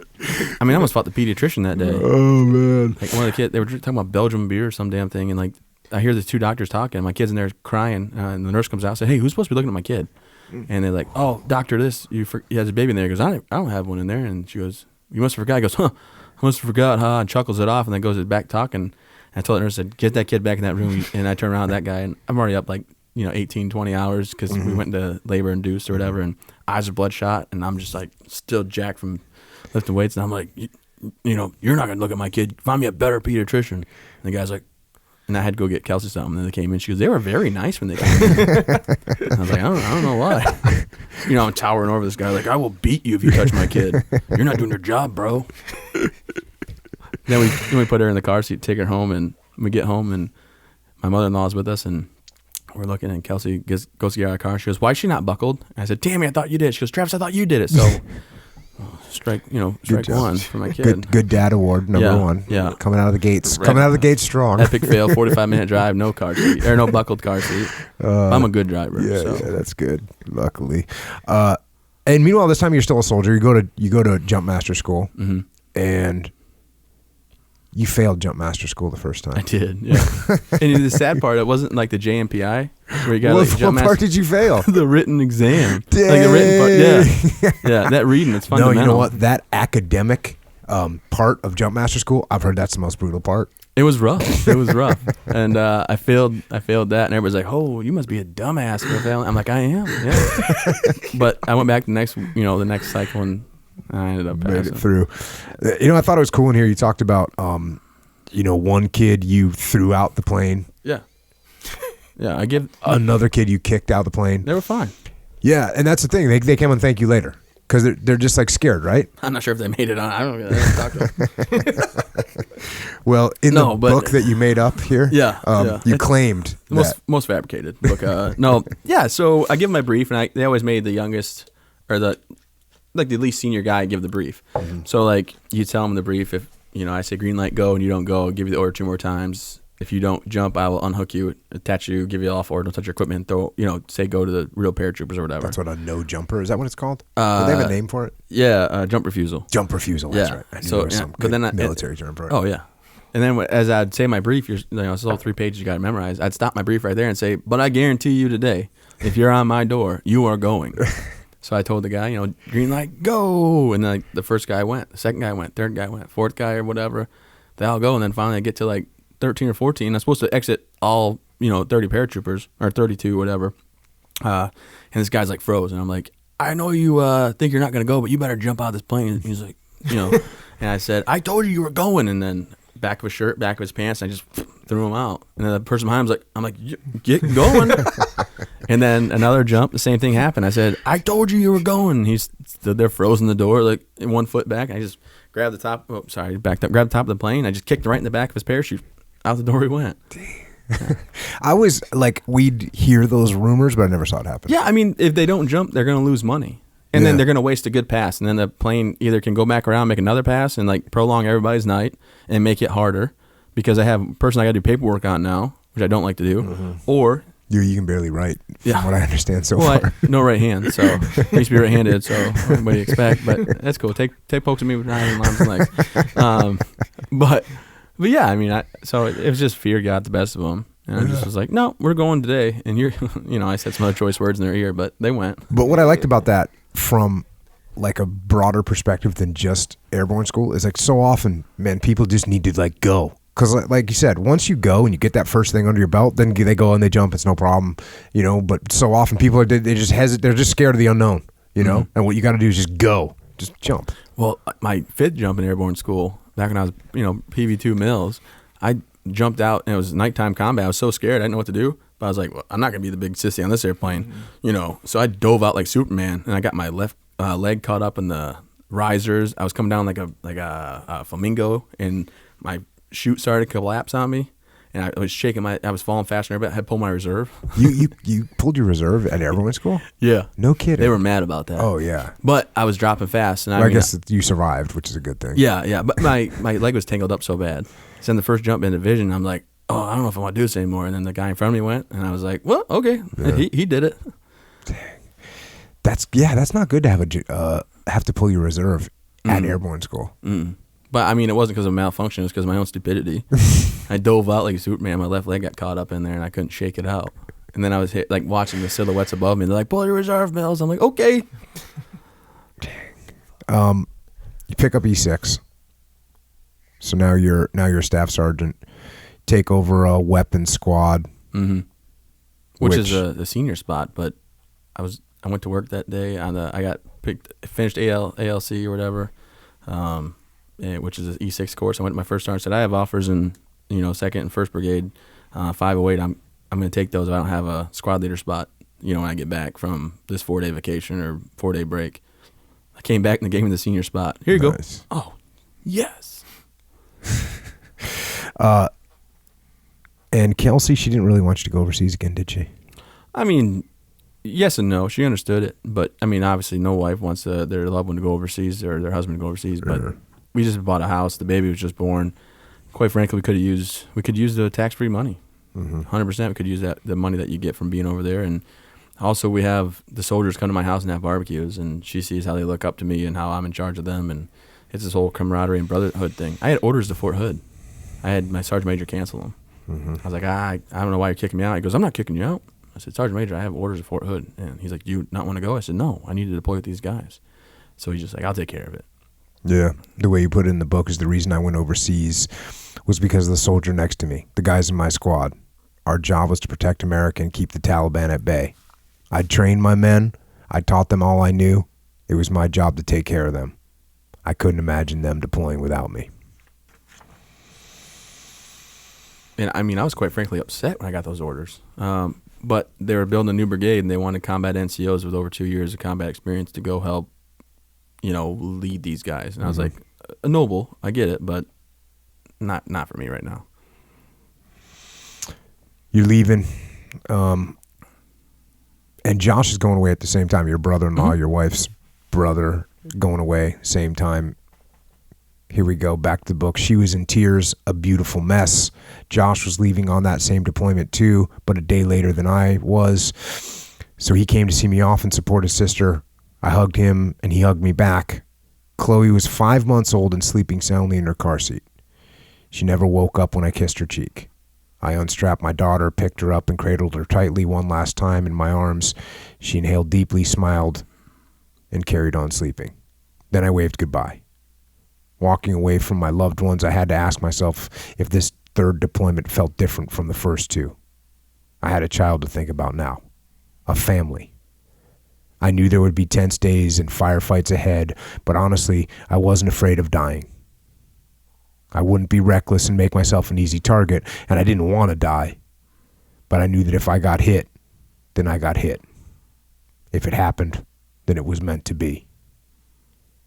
As a soldier, it's not like I talk about my emotions every day.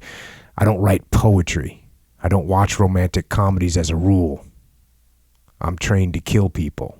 That's what I do. You've got to be tough in the 82nd. You've got to be as hard as life.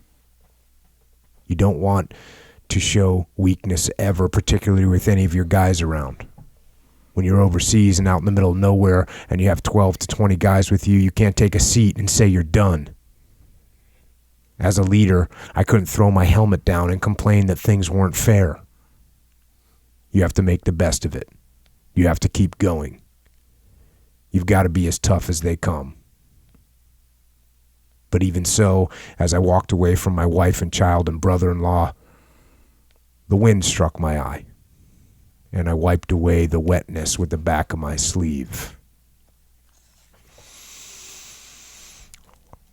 Harder going away on this deployment? A little bit, yeah. It didn't feel right. I actually had a conversation with my brother-in-law in his garage with him. And I was like, Josh, it's always a guy you don't expect to get hit that gets hit. And we started naming out the people from our deployments because we were the same brigade always, just different units. And I said, I just don't feel good about it, I mean, not that I couldn't go where I wasn't going to go, but yeah, it was harder, my wife and everything. I was supposed to leave the next day. I went to work, and they're like, hey, look, we need you to take this Jocko guys over. Can you leave tonight instead of tomorrow night? And I was like, well, yeah, but I got to leave work right now. And I got to go see my wife and my kid. And they're like, yeah, you can go. So I went. But it does, I wouldn't say each deployment's harder. The second one wasn't hard for me to go. I mean, I had to say goodbye, but part of my job. The third one was more, man, I hope I get, to come back home. But you got to push those thoughts, out of your head. You can't, I always tell people, you can't dwell on it. You can't think about it. You can't, worry about what's going to happen. You got to just push through, and whatever happens does happen. But, as long as you're not reckless and careless, you can't affect what your outcome's going to be anyway. So you might as well just keep pushing forward. Yeah. And now you end up on this deployment. The fob or the strong point that you're in so small, it doesn't even have a name. Just out in the middle of nowhere. This is a strong point. And you got there, and what was the environment like there? I mean, the units that leave always give real great advice. And their commander told our commander, you're not going to really change a lot of stuff here with how the rules of engagements now. Because the rules of engagement over different presidencies or different leadership changed. And they said, when we go out, we take shaving cream, we line where we walked, we come back, that's all you're going to do. And, of course, when we get there, we're hard charging. We're like, we're going to go here, here, here, and here, and here. And the SOPs changed, the battle space all changed. We lived in, my first deployment, I was on a big fob. Second deployment, I was in a row of little strong points and fobs. And then this one, we were just like, hey, here you go. We're going to helicopter you in. You're dropped off. This is you. 360 around is all bad. And that's just how it was. So we'd go out. The first day we went out, we got in a huge firefight. And that's when my guys really understood. Like, I was in a lot of schools. Like, I went to college. I went to jump master school. I went to the advanced leadership course, the ALC course for E6. So when I got back and I got to the weapons squad leader spot, some of the guys didn't know who I was from anybody. Got it. My first sergeant knew me. That's why I got the spot. But the other guys were like, why the hell is it? This guy jokes around. He's not mean. He doesn't smoke anybody. He's really, I was polite, I guess, or whatever. Normal everyday guy. I didn't have this chip on my shoulder. After our first firefight, like two of the guys that came from a different infantry unit were like, look, I didn't get why you were the squad leader. I didn't get how you got E6 and why you were in charge. But now I do because, when shit hits the fan, I was the guy who needed to be there, I guess. Yeah, I mean, this firefight, going to the book here, Sergeant Butler yelled, I'm hit. One of his team leaders, Sergeant Marty Miller, ran over to him and swept his hands along Butler's body to look for blood. Miller ran back to our lieutenant to report he couldn't find any. And you just you sprinted out into this riverbed during this firefights going on. And here you are. I'm still wearing my body armor, but I was essentially weaponless. If I'd kept my rifle, it would have only slowed me down. I ran over to where Sergeant Butler lay. He was probably 50 meters total away. It's my leg, he shouted. I can't put any weight on it. Shut up, I yelled. Get on my back now. Let's go. Without waiting for him to answer, I grabbed his right hand with my left, squatted down, and threw him over my shoulders in a fireman's carry. He was probably 185 pounds. I hefted him up and ran back to safety. So there you go. Just, I understand after you perform like that in a firefight, your boy's like, oh yeah, we get it. Well, so we were on one side of the wadi, the dry riverbed, and my CO was like, we're going to cross this riverbed. And we're like, all right. I mean, that's really, really open, but let's do it. So first, second, and headquarters, whatever, went across. Right. And just I always have to point this stuff out because we have a lot of guys that are in the military that listen to this. Mm-hmm. And so you're just doing a classic cover and move. One element's going to stay back on the high or on one side of the river to cover as the other element's pushing across. Yeah, and this was our first day in country, so we were just trying to learn the battle space. Because we were thinking about setting up another OP or strong point on the wadi because there was a lot of traffic. And they start to move over there, and they get about 50 meters away, 75 meters, whatever, and then all hell breaks loose. Shots from everywhere. And third squad and fourth squad, weapon squad, which is me, are over on the riverbed, and we start laying in. Everybody ducks down, takes cover, and I'm still standing, and I'm yelling, and one of my guns is shooting to the far left, where he should be shooting to the far right. He's the right element. So I walk over and I kick the team leader. Actually, I think I might have smacked his head real hard. And I said, you need to fix this and fix it now. And I told him where to shoot. I went back over and directed some more traffic, and then some of the other two team leaders from the third squad were just firing all their rounds after we already gained some fire superiority. So I yelled at them and said, you two know better. You've been here before. Control your rounds, control your fire, and just make sure it's suppressing. And then Butler went down, and we're like, oh, Butler just got hit. And he ended up tearing his MCL, ACL, and meniscus or whatever. I mean, did some pretty bad damage. And my first sergeant's like, third squad, go and get him. And I said, oh, first sergeant, don't worry about it, I got it. So I took my weapon off, my M4, and I was like, here, hold this for me. I tossed him my M4 because it was just, it gets in the way. I ran down. Then the A&A were on the riverbank, kind of right behind where they're at. I said, you guys do not shoot. I said, don't you fucking shoot, don't you shoot me in the back. Sorry about that. I know you got to edit that, or maybe you don't. But I was like, don't you guys shoot me. So I ran out and got him, took him back, and I set him down. So I ran out 50, came back, and I took him about 50 to 80 behind the building, set him down. I sat down to get a drink of water.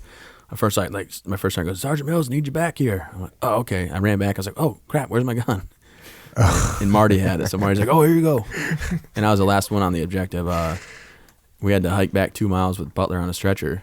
But I was the last one with the FO on the objective, popping smoke for the Kiowas to come over and cover our movement. Damn. The two guys I yelled at are the ones that told me they'd follow me to hell and back. Like, we get it now, Sergeant Mills, we'll follow you to hell and back. But they were just kept shooting. I'm like, you guys are team leaders. You've been here. What are you doing? Yeah, that's awesome, man. Just reality check. It's another example. I mean, again, just you're talking about how you were in a leadership position. You're just backed off a little bit. You're paying attention to what's going on instead of you being on your gun and shooting. You're backed off. You're watching, and that's what you need to do in a leadership position. You got to back off a little bit. You got to observe what's happening. You got to make sense of what's happening, and then you got to make sure that people are doing the right things. Yeah, I mean, if I shot my gun, I mean, that's great. I got a chance to shoot my M4 and do what I had to do, but if I wasn't controlling my two heavy weapon squad, like I had the 240, I was the king of the battlefield, if you will, with the heaviest firepower that I was in charge of. If they weren't doing the job the right way, then we were all in trouble. Yeah. As I always say, God bless the machine gunners. Yeah.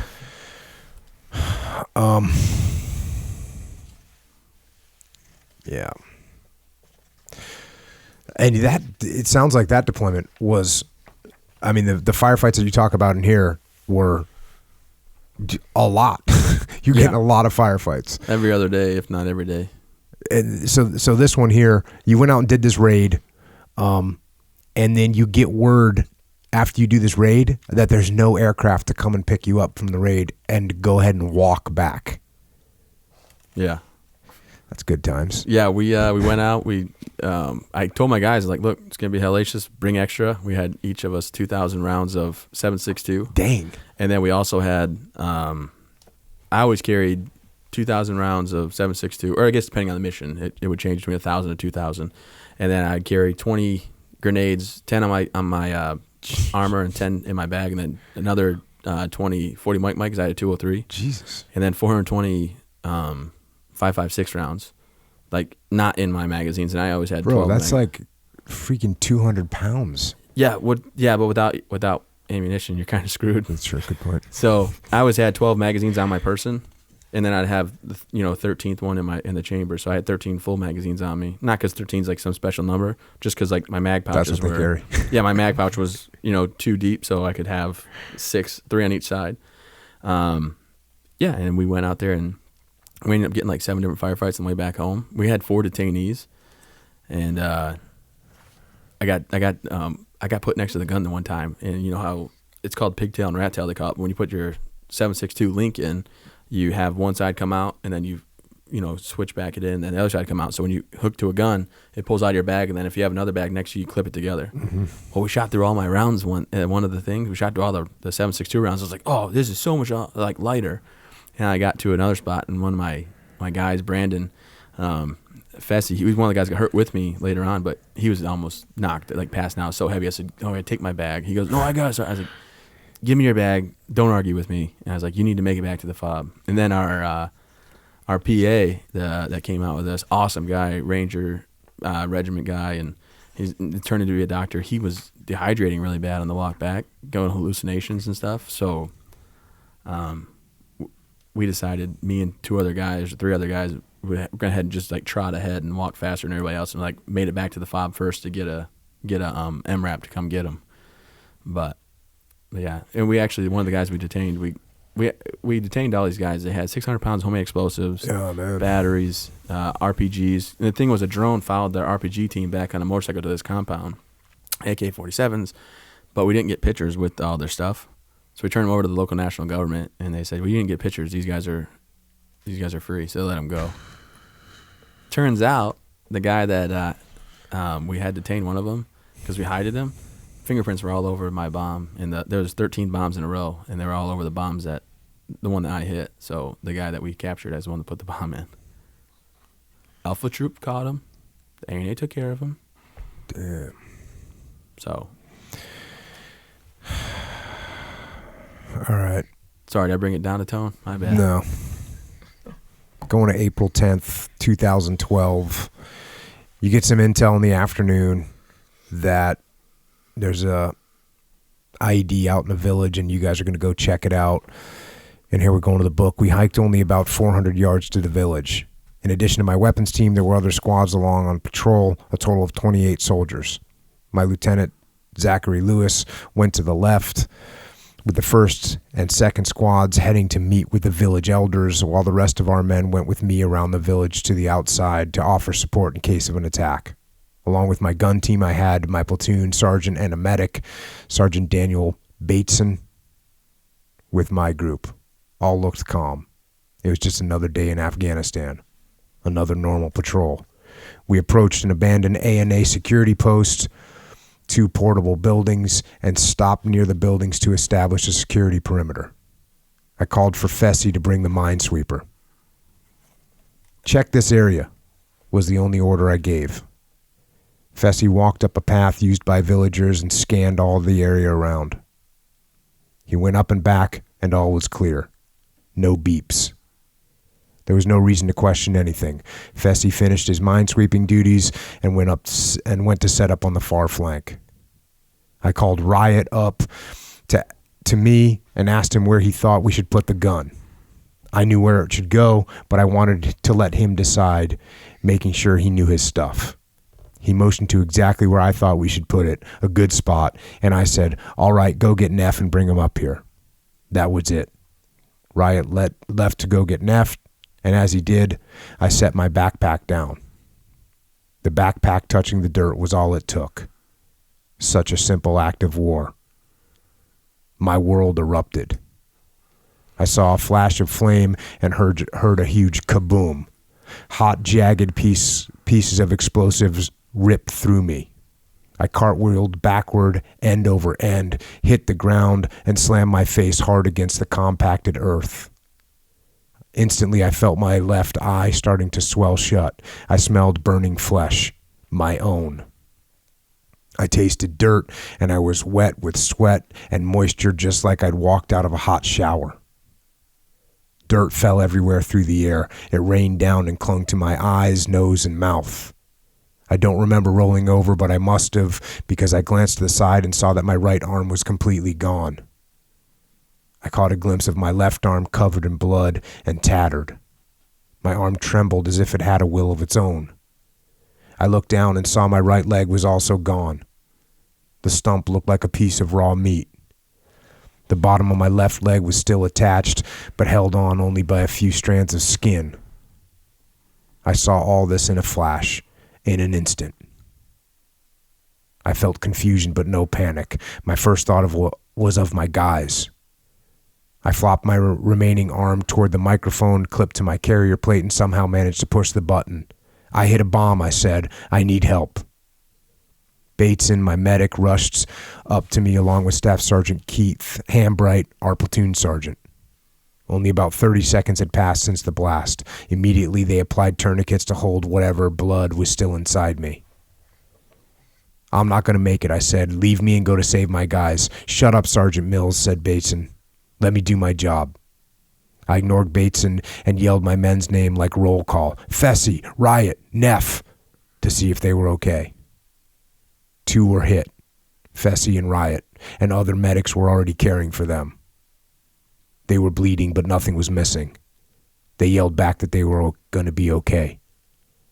I calmed down. More soldiers ran toward me. Sergeant Alex's voice, another medic, wondered aloud where to best get IV access. There were no pulses to check except for my carotid artery. He quickly ripped open my vest, shaved a spot on my chest, and put an IV straight into my sternum.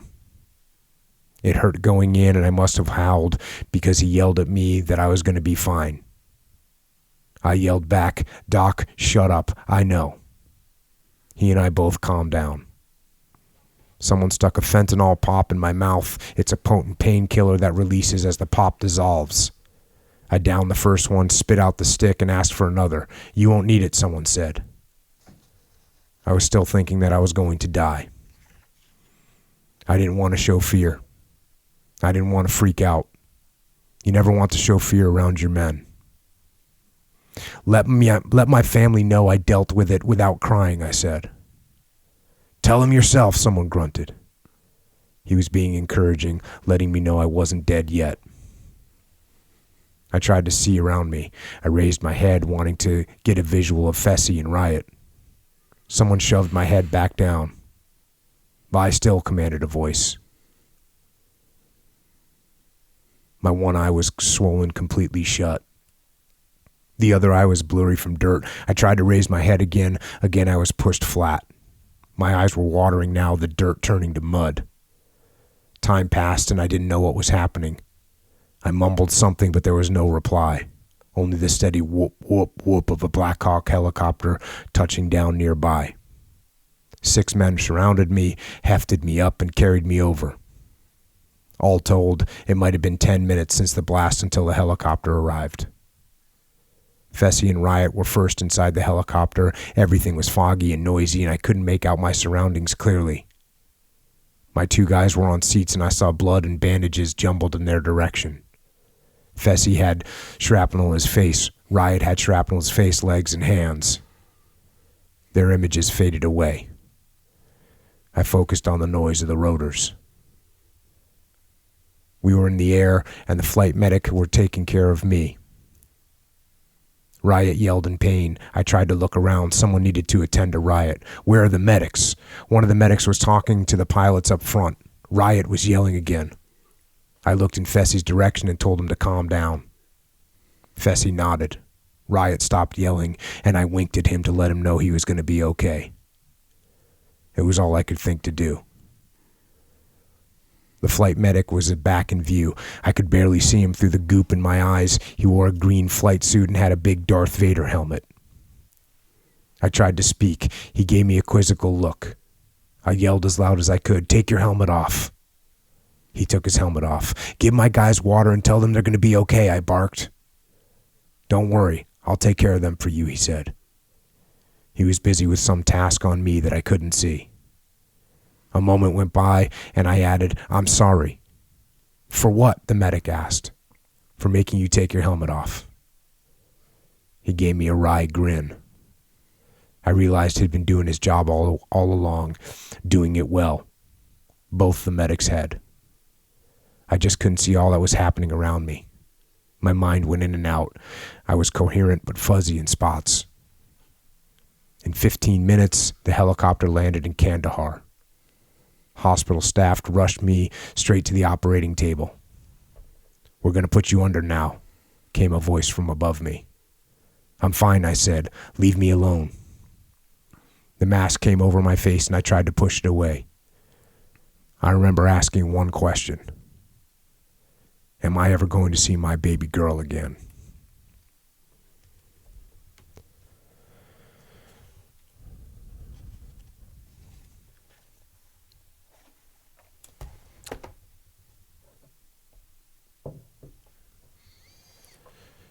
It was a little intense. Yeah. Yeah. There might have been some more choice words I didn't put in the book. I said to the flight medic, I had to yell 3 times. And then the last time I threw the F word in there, "Take your effing helmet off." And he did. In my head, I was just thinking, Saving Private Ryan, don't go out yelling for your mom like the medic when he got shot in the movie. And I just, I was a guy that I had a sniper round cracked next to my head, and I rolled in, and I was so embarrassed that I rolled away from it that I stood on top of the mountain and shot off a magazine and a half before I got back down. Mm-hmm. And so just the whole don't show fear, I figured I can't change what happened right now. If I raise my pulse, I'm going to bleed faster. And, thanks to my platoon sergeant, Sergeant Hambright, and Doc Bates, and then Doc Voice, I was able to maintain most of my blood. They must have slapped those things on you quick, tourniquets. Oh, within 20 seconds or 30 seconds, I think. And was the aircraft airborne somewhere? and got redirected to you? How did you guys get a helicopter there so fast? I don't know. We usually only went out when there was helicopters on station, because the threat was so real. Not that we need to talk about this and you guys edit it out, but at nighttime, the Taliban had free reign to do what they wanted. We were told because of politics or whatever, somebody said we couldn't go out at nighttime. So we had the best nighttime capabilities, but we couldn't go out. So on the raid camera, 30 feet in the air, we would watch them on the screen and watch them put bombs in at nighttime. And we couldn't shoot them, couldn't shoot mortars at them, and couldn't get them. So it kind of sucked because you'd watch them put the bombs in, then the next day you're supposed to go out and try to find them. And that's why in 2012... So you say they wouldn't let you shoot them? They wouldn't let us go out and get them. They're like, no, I can't go out at nighttime. And we're like, but we can see them. I mean, I don't mind if you guys talk about it. No. It doesn't bother me. It's a reality.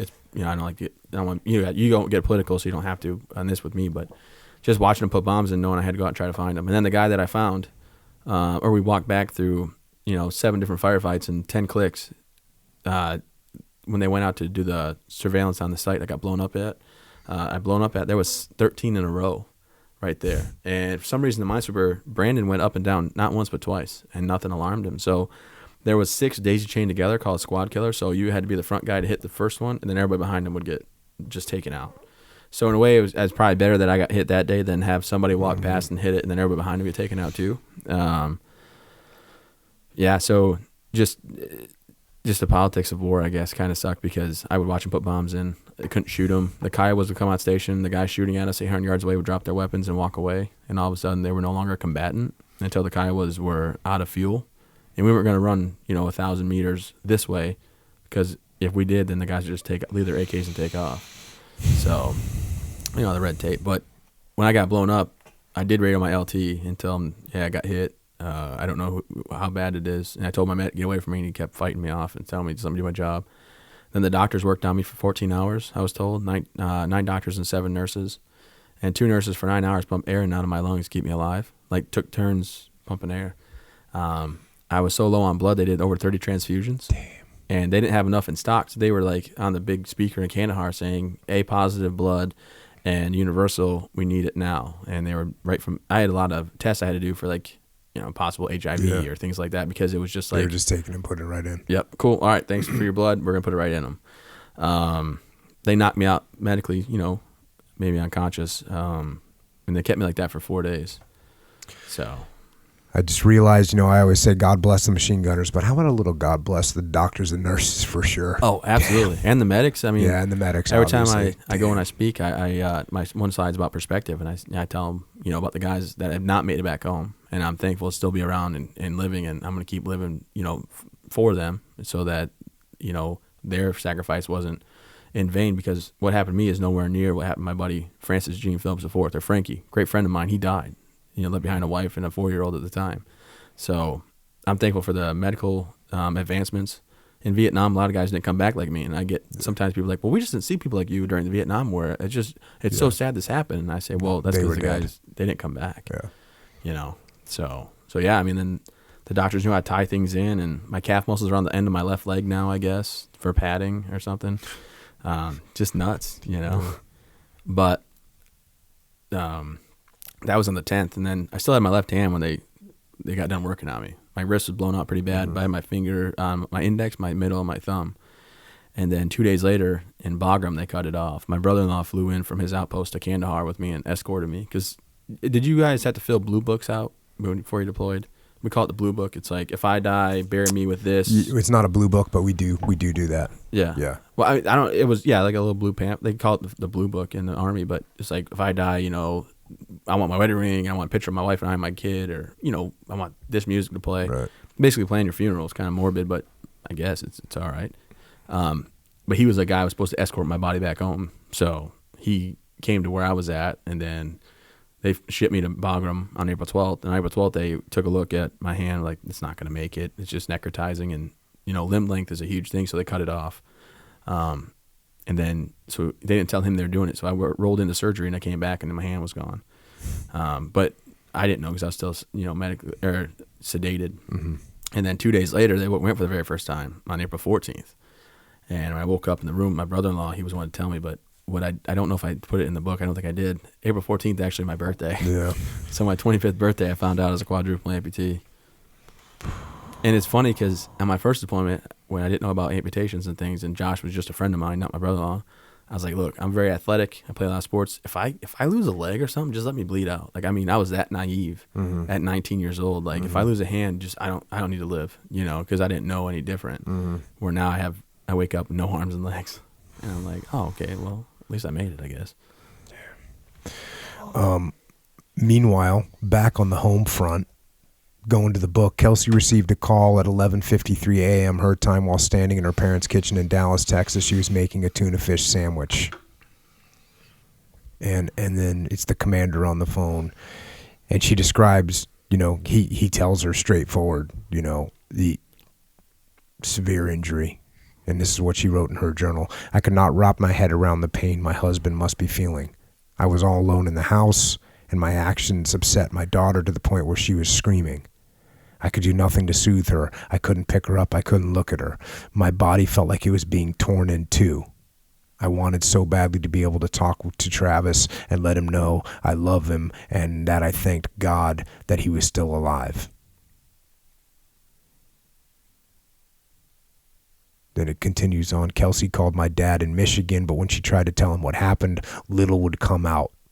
My dad knew something was wrong and kept repeating, "Is he alive? Is he alive? Is he alive?"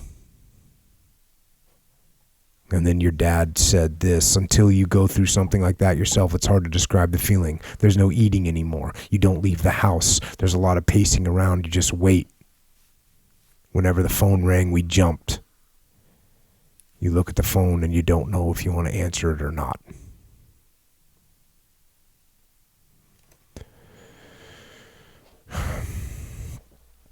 So it wasn't just you that got hit. Too, your family back home gets hit with the shock of all this, and also in your squad, Theriot. Yeah, Theriot. Which is the coolest name ever. The Riot, because it spells the Riot, and I mentioned him earlier. But yeah, he got wounded. He was pretty bad. I mean, he was able to get up and walk a couple days after. He was sore for quite a bit. And then Fessy got hit as well. He did, and luckily he had his sunglasses on because his face was just blasted, but he still has his vision. He's doing great. Just got engaged, so I mean, it's just a bad day. My dad, when he says you don't eat and do that stuff, he actually was in the hospital with me and he got diverticulitis real bad, and he almost died. He was so dehydrated. They had to go in and give him surgery and he had to for 6 months. He'd probably be mad if I told everybody, but he had a colostomy bag because he got so dehydrated. Because he carried, it was just so worrisome for him. And then when I woke up, I was kind of a dick. I didn't want to, my brother-in-law was like, you got to call, Kelsey, you got to call your mom and dad. And I'm like, I'm not talking to anybody. Because, you're angry, you're upset, you're questioning, does God hate me? Am I a bad person? What did I do wrong in life to get this? I mean, I pay my taxes, I have a family. Why would this happen to me? And then a little bit goes to Forrest Gump, where it's Lieutenant Dan, no, what the hell? Why did I live through this? Is this some kind of sick punishment that for something I did wrong? And you come to a realization hey, you know what? Just sometimes bad things happen to good people. It is what it is. You can't change it. You might as well keep pushing forward. And it's nothing I did wrong in life. It's just what was slated. So, that's what happened. Yeah, I thought it was interesting. That one of the guys on the medevac bird wrote a Facebook to Kelsey and was explaining, what it was like, and here's what he wrote. My name is First Sergeant Waite. The other flight medic was Staff Sergeant Hockersmith. You belong to a family of warriors. Other wounded soldiers in the aircraft were injured and screaming, but your husband was more worried about them than himself. He describes how you were doing the thing and tell him to take his helmet off and here going back to the book, his face was dirty and there was dust in his eyes, but he never shed a tear. I replay in my mind a moment when he looked at another wounded soldier and winked to reassure him that it would be okay. My crew is still on duty in his unit's area now. We go back to Kandahar on Monday, but we won't go back the same way. I'm an E8, but this E6 is the example for myself and others to emulate. Yeah, I had to get I was strapped down, so I had to get my arm out, because when I was yelling at him, I was like, hey, take your helmet off. I said, take your helmet off. And I got my arm out. Dude, how the hell were you conscious, man? That's freaking crazy. Good genes, I guess. But I pulled my arm out, and I said, take your, helmet off, F-word helmet off, and I put my hand over my head to motion, like, as my arm's drooping down or whatever, but I was just like, take your helmet off, and then he did, and I was like, give my guys water, tell me to be fine. And then later I did apologize for yelling at him. I was like, hey, sorry I yelled and swore at you. But, at that time, I guess maybe it was easier for me to, like, think about everything else going on except for myself. Yeah. And I just figured it is what it is. Whatever's going to happen is going to happen, and it doesn't do me any justice to scream out or yell or be afraid. I mean, hey, I can't change what's going on right now, so just do the best I can to help the situation. Yeah. Man. And Josh shows up, like you just talked about this, and Josh just saying, hey, I'm going to tell it to you straight. Because you said to Josh, hey, am I paralyzed? And I'm going to the book here. No, man, Josh said, you're not paralyzed. You don't need to lie to me. I whispered, I can take it. I'm going to tell you straight. Josh knew I'd want to know the truth. You're not paralyzed, but both your arms and legs are gone. The date was April 14th, 2012. Still the same day as when I'd heard the news. I was a quadruple amputee. It was my 25th birthday. Damn. You talk about the pain, and I think this is something that people don't get, myself included. The pain was so bad. Part of the pain was the thought of what I'd become. I could hardly picture the new me, yet the pain was more than emotional. It was a physical pain. It coursed through my body. I felt like I was on fire. I tried to focus on my breathing and take stock of why my pain was so bad. Even with all the medications flowing through me, it still felt like I was in a red-hot vice. I could hardly take it. I knew Josh would never lie to me, but my arms and legs still felt like they were attached. My hands felt like they were burning, like someone was clamping them inside of an industrial furnace, but my hands weren't there.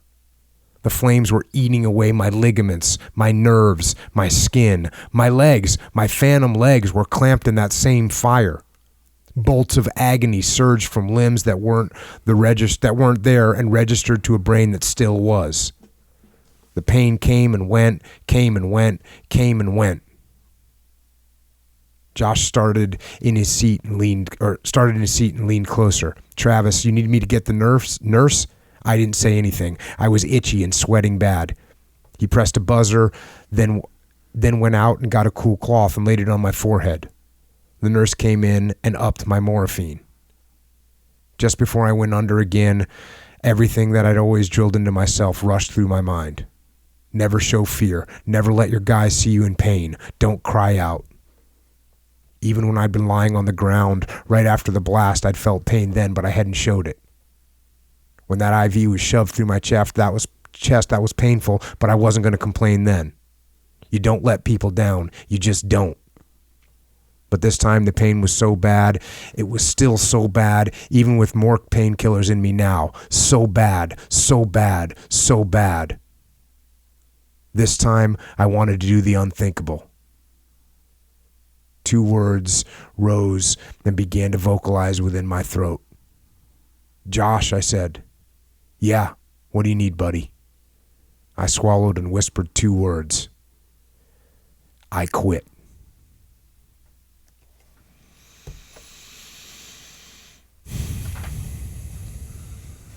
Yeah, not good. I don't know what, I mean, this is a lot of pain, I guess. I don't know why you sit there and you question, like, am I going to be a burden on my family? Right. Why, how, my wife, should she stay with me? I mean, what do I have left to offer? My daughter, am I going to be a monster when I get to see her finally?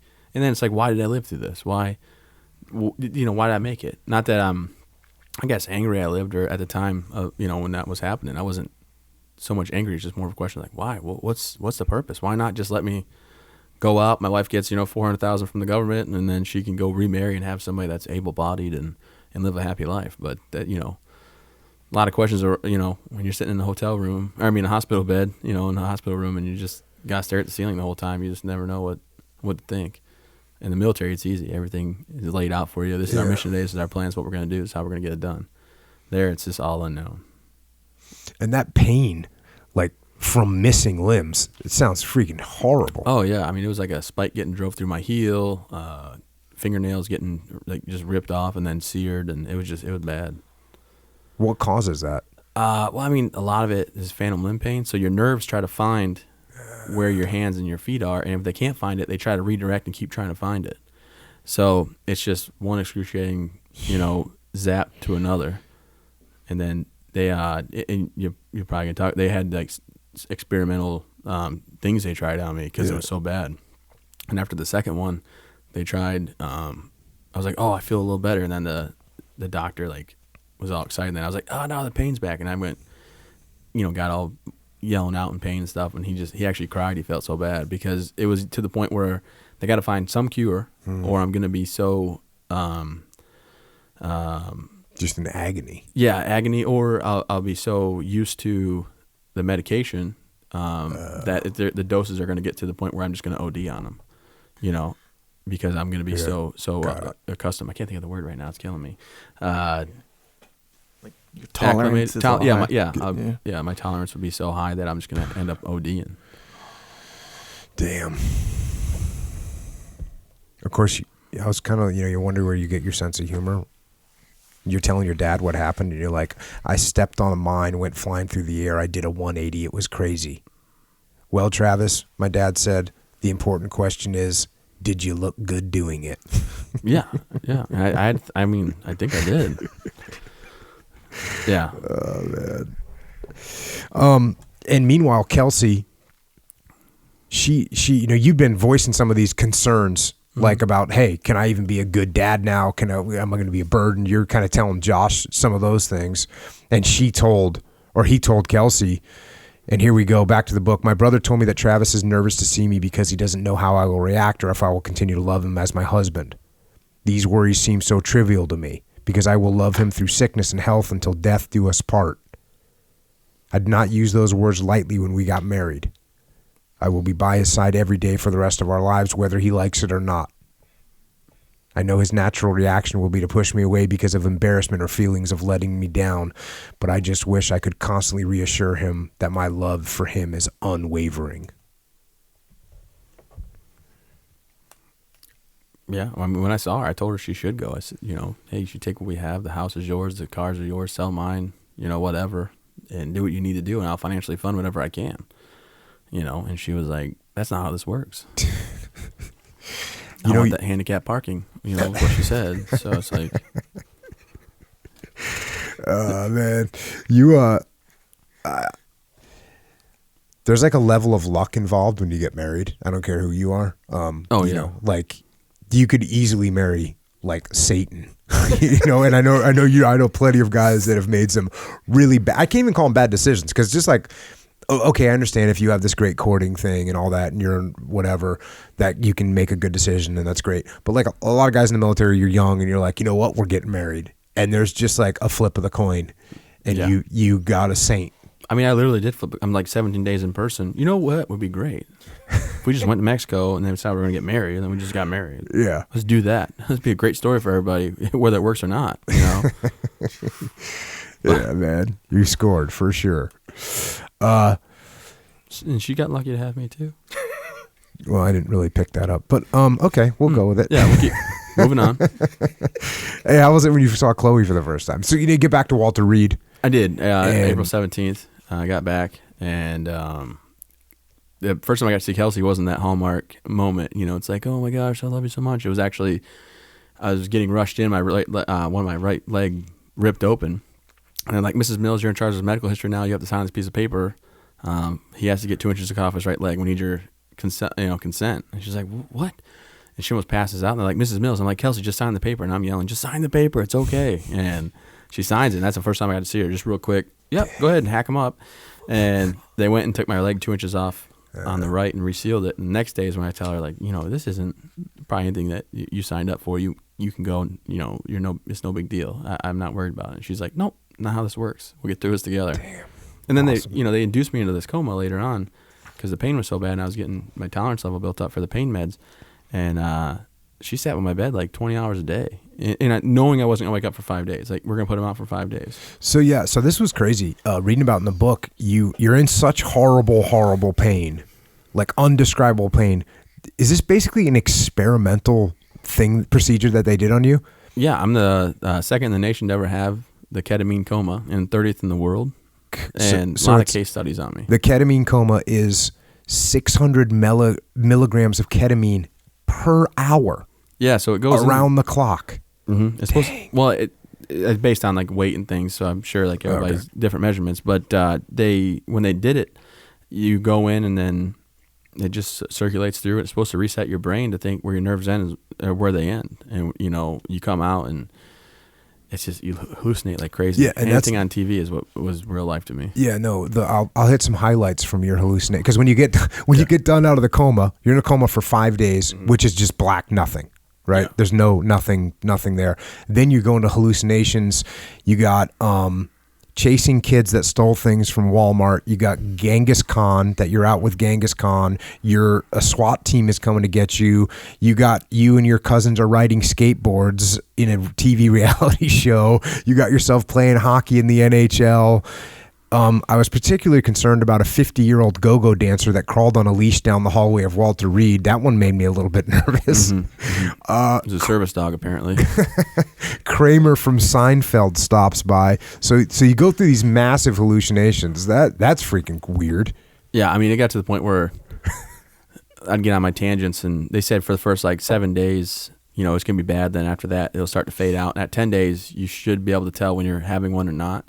But I remember my father-in-law come in one morning and the Caps game was on the night before and I was watching it. I was like, I scored 9 goals with Ovechkin. I had a triple hat trick. He's like, oh, that's great. Damn. And then I thought that way I got blown up. When I woke up the very first day, I thought that this guy from my hometown made a derogatory comment towards my mom, my wife, and my daughter, and my buddies, and I jumped in the car and chased him and went off the road and I smacked a tree and I killed my 2 best friends. And I made my mom and my wife. And you full on believed those 100%. I told my brother-in-law the story just as intense as I told my wife. And he listens, like, oh, yeah. And everybody was just going with it instead of trying to, argue with me. They're like, we're just going to go with this. Mm-hmm. And I called and left my buddies a message. And I'm like, I hope you're not dead. Blah, blah, blah. And then I finally came out of the hallucination, and I realized what happened. And my brother-in-law walked back in. I was like, hey, man, thanks, you dick. He goes, well, I didn't want to tell you any different. And I was like, yeah, no, I understand. That's like don't text when you're drunk or whatever. Yeah. Don't call people and leave messages when you're on 7-day hallucinatory trips. And I only left 2 messages, but they were to my best friend, so it was cool. And both of them was, I'm sorry I killed you. Like, hey man, I hope you're not dead. I think I killed you. And then I got to the point where I could tell what was going on. Yeah. So I started to have another one, and then I was like, oh, that's hallucination. And then finally I got to the point where I was playing with people. Like Josh was in my room, and I was like, Josh, he goes, what? I goes, I see dead people. He said, what? You serious? I'm like, no, I'm just kidding. He's like, okay. And then I started looking at the ceiling. I was like, oh, they're all around me. He's like, what? Where? I'm like, oh my gosh, Josh, they're everywhere. And I jabbed him. And I was like, oh, you son of a. So I started messing with people once I got the hang of it. Oh, that's awesome. And that kind of did it though, right? Yeah. So I did about 5 more months of pain pills. And then finally, in October, I was home for Thanksgiving in North Carolina at my house at Fort Bragg. And I was just like, you know what? Kelsey came in. I was like, I don't want them anymore. I'm done. She's like, you can't just quit these. And I said, no, really, I'm done. So it was 5 days of pain, and then now no medication, nothing. I'm good to go. So the ketamine coma, and my documentary, it says I wouldn't do it again, but that was 5 months after the fact. So I was still doing pain pills and stuff, or 4 months after the fact, I guess, because it was in September.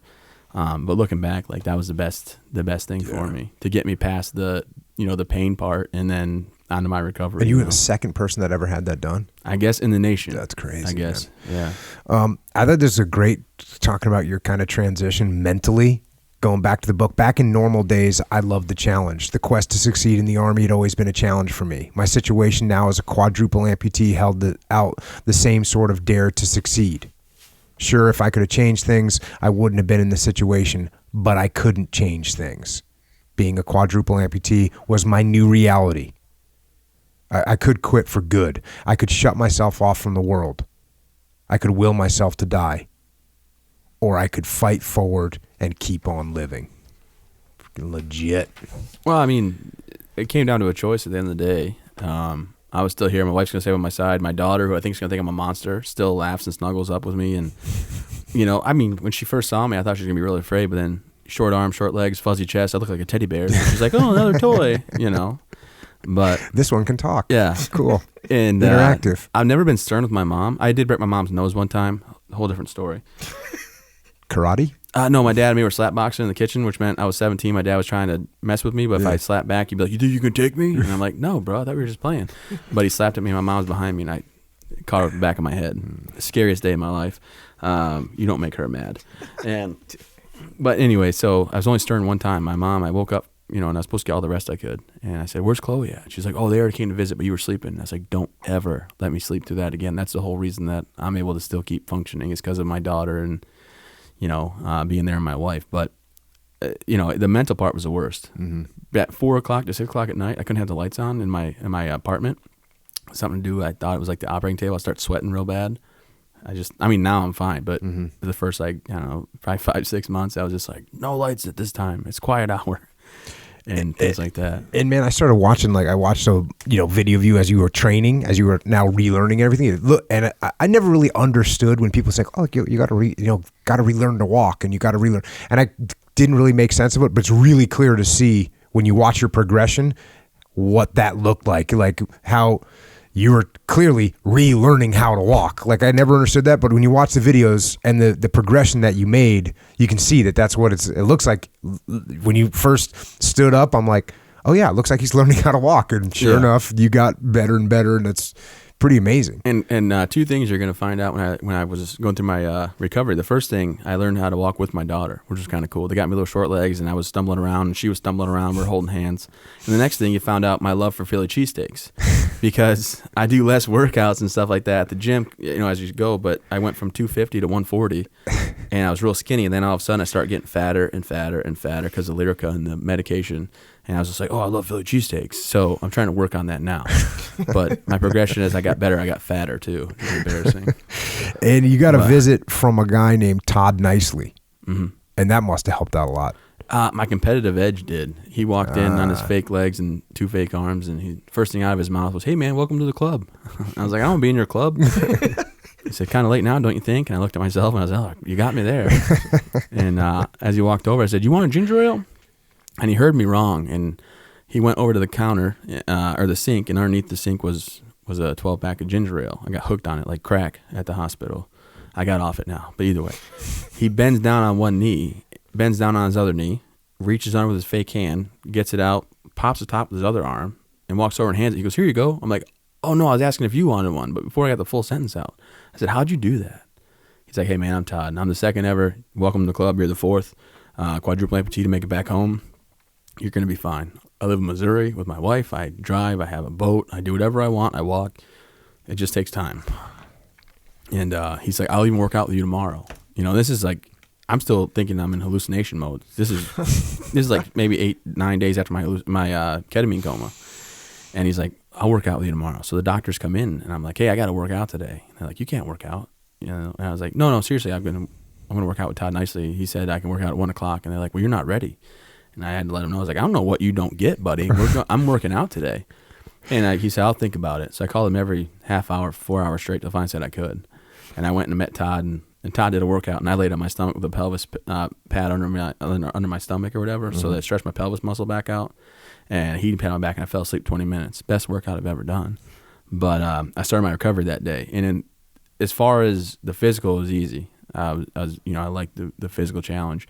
The mental was the hardest part for me. I mean, bar none, it was the worst. You know, I couldn't look at myself in the mirror for a while there because I didn't like what I saw. Mm-hmm. You know, seeing my arms gone, the scars, just the overall mess that I was, and thinking that I was gonna be a burden and all that. So that's just how it went. So the more capable you got, the more comfortable you got in your new skin. Yeah. Well, I found out that they let you go for 1 hour. And then physical therapy, and then 1 hour of occupational therapy, and then they let me do another one, and another one turned into 4 hours of each. So 8 hours. I was putting 8 hours a day at the gym in my recovery. Well, at the gym and occupational therapy, learn how to use my hands, how to wash myself again, how to dress myself again, learn how to drive, learned how to do all that stuff. But it took 19 months at Walter Reed. 13 months in paperwork was after that to get out, but government. And you eventually went and met your guys when they came home, though. That's freaking awesome. I did. I set some goals. When I was in the hospital on my birthday, I called my wife and my mom and dad, and I was basically really short. Hey, guys, what's up? I'm fine. Love you. Bye. That's all I wanted to say. I didn't want to talk and have a conversation and go over what happened to me. I kept it very short. But I told my brother-in-law, I said, I have to call my guys in my unit. You need to find the number to my strong point and let me talk to them. So there's a picture going around where I had a baseball cap. Or no, I was out on patrol, and I had sleeves rolled up and helmet off, sunglasses. I mean, everything out of standard as they have standards or whatever. And I got a hold of my sergeant major. And I said, Sergeant Major, I'm so sorry. I understand if you got to take my rank. I should have been out of uniform. I do apologize. And now the picture's going public. And he's like, you're crazy, dude. Like, just get better. You're fine. And then I got a hold of my guys, and I told them, guys, I'm fine. I'll be okay, and I'll be there when you get back from Afghanistan. I'll be there at the ramp to give you guys a hug on my tall legs. And it took me a while. I got my tall legs that morning when they got back. I had to work out 3 hours. Dang. And then the tall legs don't bend, but like not the ones I'm wearing now, but they make me at least 6 foot tall. Well, you can't take those legs home unless you can stand up when you fall down. So the whole day the therapist walks up and says, trust fall. And they knock you down. And you're like, what the hell? Like, that's not a trust fall. You're supposed to catch me. I'm supposed to close my eyes and trust you're going to catch me. And they're like, that's the catch. You got to get yourself back up. Therapists are great. No, I had two of the best therapists that you could ask for. Gary and Joe, and they got me back to where I was at. But I did meet my guys. And one of the first people I got to hug was Doc Bateson, and say, hey, man, thanks for all you did. And then you end up doing a 5K? Mm-hmm. 5K run? So, well, I mean, that was like another goal? Yeah, so Todd Nicely came in. When he met me, he had 4 firefighters also for Tunnel to Towers 5K they do in New York City. And they partner with Gary Sinise, and they build houses and things like that for guys that have been through traumatic injuries. And they were like, hey, we're going to have a 5K in September. We're gonna, we'll push you. I'm like, I'll walk it. And they're like, well, yeah, but like we'll push you. It's no big deal. And I was like, no, you don't understand. Like, I'm just going to walk it. And they're like, well, you don't have legs yet. But if you do walk it, that's cool. So I went out to New York City after my daughter's birthday, the day after, and walked the 5K. I came out of the Brooklyn Battery Tunnel thinking, okay, I'm going to sit down now. Like, I'm tired. My back hurts. I got a mile, 1.2 miles or something to go. My right leg I had completely rubbed raw. And I was bleeding inside my socket. And I was like, it's good. I've met a goal. I've walked over 2 miles now. And I came out of the tunnel, and there's 343 firefighters with banners around their neck for 9/11. I thought, geez, okay, well, if those guys and gals can go up down those flights of stairs and then ultimately die, trying to save lives, I can finish this. So I did. I was sore. It was bad, but I did finish it. And then eventually, like you said, you're driving now. Mm-hmm. You went out and did like mountain biking and skiing and all this other kind of just getting after it, basically, for lack of a better term. And then you retire. You retire from the Army. And what's your next move? Your next move is you figure out you're going to get a house and you're going to move to. I had to move to Maine. My wife is from Maine originally. The heat doesn't do well with amputees because your blood circulates faster. It comes back warmer. When you release heat from your body, it's head, hands, and feet. So I'm missing 4 of the 5, and then my legs are capped off. So if I wear pants or if I wear shorts, it's the same. There's no air hitting a third of my body. And so we decided we're going to move to Maine. We did start a nonprofit to help with care packages at first, and then we grew it to the retreat center that we have here in Maine. And really through my work at Walter Reed. When I was at Walter Reed, I was such an upbeat person. I was the same person as before the blast. I was still going in and having Kesha Fridays because it made people annoyed, but other people loved it. Having what Fridays? Kesha Fridays. I'd go take my phone, I'd turn on Kesha on Pandora, and we'd just rock out. And the reason I unfortunately saw videos of you like dancing, which cannot be unseen apparently. Burned into your retina. You're welcome. But they started to ask me if I'd meet people upstairs, and it started out, hey, Travis, we have a guy upstairs. I can't tell you his name or his room number, but if you could talk to him, really help. And he's not in 41, and he's not in 43.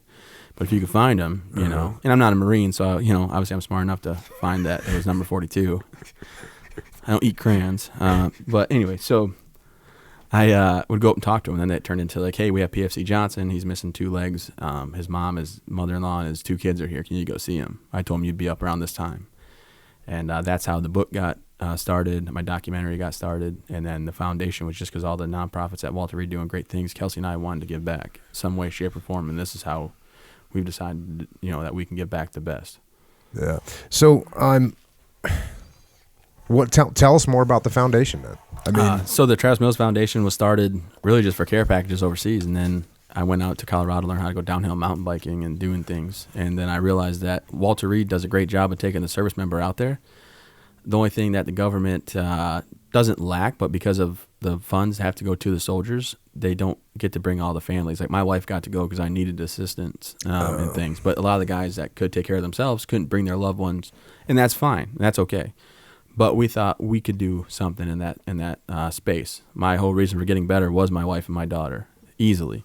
So we started bringing families out. We did it for 1 week of a year, and we brought families out and showed them how to do things adaptively, kayak and canoe and things. Then we did another one, and it went so well, we thought, well, we should buy a property. So we bought a property.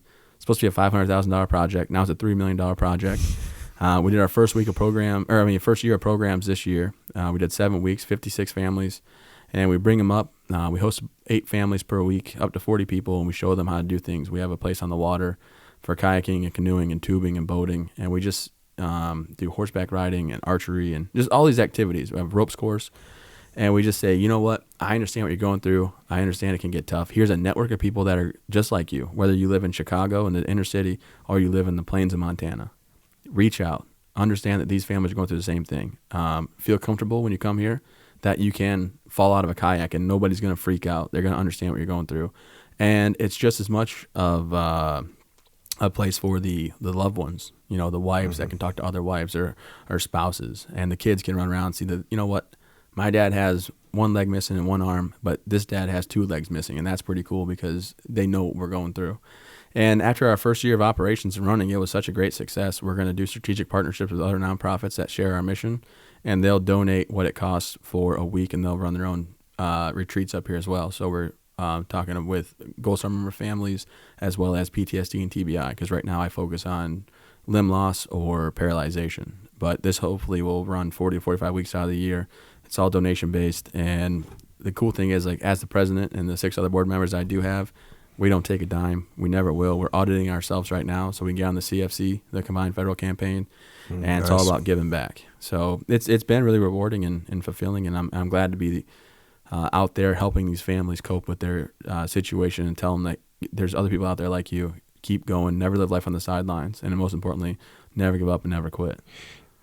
If people want to help this organization, what's the best way for them to do that? Visit the website, travismills.org. It has all the information on the foundation. There's ways to donate online. There's ways to do volunteer options. We had people fly in just to volunteer for the week and help us out. And there's also, ways to do corporate sponsorships. We had Wayfair come in, donate all the furniture. New Balance came in, donated to us and things like that. So we're growing. We believe in our mission. We know we can do this. And there's other things we want to get accomplished out here. We need to build a multi-purpose center. We have a pool going in and things like that. But it's all about giving back and the mindset of the service member that we're trying to host and the family. The book, Tough as They Come. That's what we read today. Dude, it's a great book. I read small chunks of it. Yeah, you can pick that up anywhere where they sell books. And what about the documentary? So the documentary, it's called Travis, A Soldier Story. It was done in 2014. And it was actually unveiled at GI Film Festival. And we took first place in 55 short films. I got to meet Marcus and Melanie Luttrell that night. It was really, really great to meet them. And now Netflix has signed us on for a 2-year run. So we got on Netflix in May. So if anyone wants to watch that, it's on Netflix. It's called Travis, Soldier Story. And it just tells the whole story. It just has iPhone footage of everything that Kelsey and I went through. Yes. And the two medics saved my life are reenacting me getting blown up. And the 2 guys who got hurt are in the documentary as well. Yeah. And my brother-in-law. So all the people that were there are in the documentary. No, between the book and watching the documentary, and you get to see the faces and everything, it's really it's really cool. It's real powerful. And what about social media? How's your social media presence, Mr. Popular? It's not yours by any means. We're about 60,000 and some strong on our Facebook page. I do little videos. My daughter learned how to tie her shoes the other day. We taught her in the morning, and we taught her at like 7, and by 9 o'clock she's tying it by herself, giving an intro to tying your shoes online. But it's just SSG Travis Mills is my page. If you want to check it out and share my story, that really helps us out. And it's Twitter, Instagram, and Facebook. You're on all three. SSG Travis Mills. That's where you can find it. Yeah. You put the last thing in the book, like the last line in the book. You say to live in freedom, to go forward, to love your family, to make something of your life, to never ever give up, to never quit. That's success. And obviously, in my opinion, if never giving up and never quitting is the definition of success, then I think you're the most successful person I've ever met in my life, brother. For real. Well, I appreciate that. When you realize the people that depend on you, the people that went into all this, and the lives that are lost. I mean, you've had a lot of buddies, I'm sure, that didn't make it back home. My situation is not life ending. My situation is just, I got a couple more steps in the morning, put my legs on, put my arm on. Take my daughter. Tomorrow is actually my daughter's orientation at school. I get to take her. My wife and I just had a baby.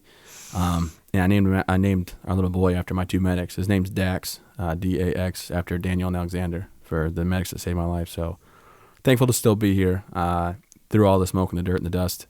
It's all settled now, and I'm living life to the fullest and doing the best I can to make sure that people understand life goes on, and to never ever give up and never quit. Anything else? Any closing thoughts?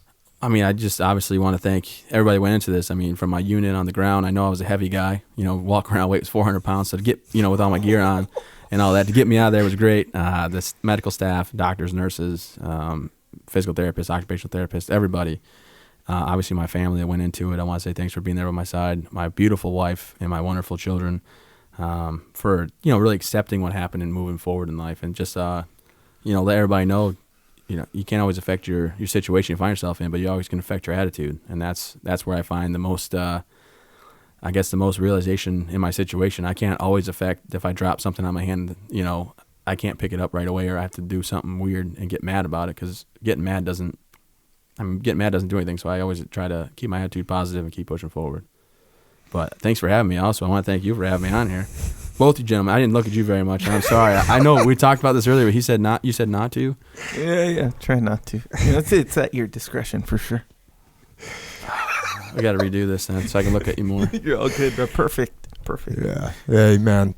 Thanks for coming on. Of course, thank you for your service to this great nation, not only as a soldier and a leader on the battlefield, but for your continued service that you're doing today for veterans, and also for the gift that I think you give everybody that hears about you or comes in contact with you in any way, and that is just a living example of grit and of determination and of will.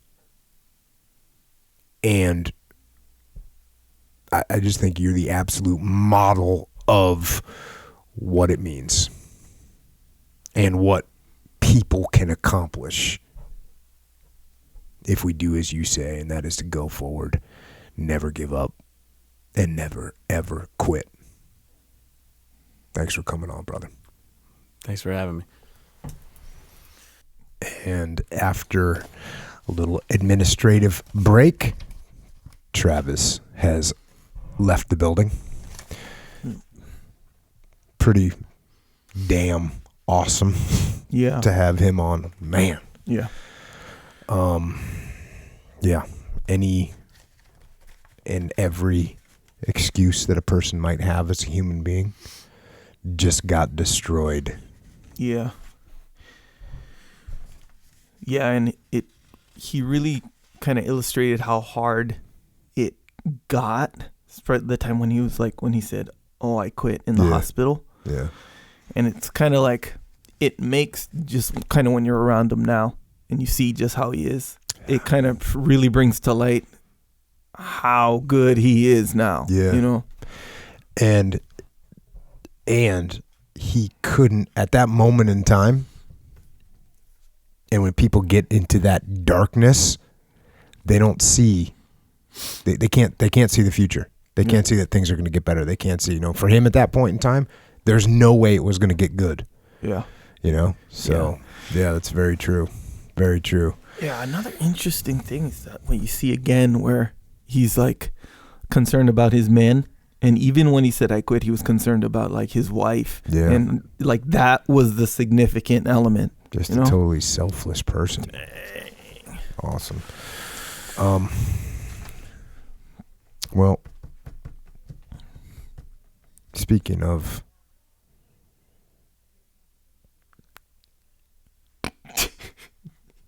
being awesome. Yeah. Echo Charles, you're awesome. Thanks, bro. We can talk about some awesome American-made stuff. That's a good idea. I like where you're going with this. OriginMaine.com. But yeah, Origin, that's the brand. So what is Origin? We're in league with Origin. I like the expression in league with, by the way. I might have told you that before. Yeah, it's a good way of putting it. Yeah. So this is straight up the best American-made apparel in the world. You don't have to say the best American-made apparel. You can say it's the best apparel in the world, and it's American-made. Yeah. Is that subjective? I guess it's kind of subjective. But if you say it's the best American-made, well, I guess it all technically might be. I don't know. Either way, it's dope. Yeah. And it's all made in America. But here's the thing about made in America. I guess, I don't know. I could be wrong about this part, but technically you could be like, yeah, they sewed these, I don't know, pants or whatever, in America. Like, hey, where'd you get the material? Oh, well, we got it from somewhere else, not in America, which I guess is cool. Technically it was made, it was crafted, but not here. Mm-hmm. So you figure what, like, let's say a cotton pants, right? You get the material from America, but how do you make the material? The actual cotton. Where does cotton come from? You grow it. I used to have a cotton, like trees, like a bunch of them, by the way, on Kauai, nonetheless. So where does Origin get that cotton? America. What about the seeds to plant the cotton? They're from America for sure. So straight up from the ground, from the earth, from the seeds to the pants that you get, in the event of you getting pants, by the way. There's other stuff. There's geese. And that one's a good one, the geese, if you're into jiu-jitsu. Nonetheless, the pants that I got, the joggers, he was asking me, how do you like those? Mm-hmm. And, the new joggers, they're kind of like, they have a different shape than the old school sweatpants. Yeah. So I was like, okay, and I looked into those. I was telling Pete this story where I ordered some. Ironically, from overseas. I ordered them from overseas. They looked pretty good. Mm-hmm. So I ordered them. Didn't come in, by the way. This was about a year and a half ago. Still didn't come in, by the way. But I looked into it. I was like, whatever. But it's probably not for me. It's poetic. It's a sign. One of those deals. Either way, I get Pete's one. So I'm like, all right, cool. I'm going to try these. I put them on. Surprisingly legitimate. As far as the look goes, cool. It's me. Pete even said that I look good in them, which is a lot because I just kind of met Pete in person over the past week. Yeah, anyway, good stuff.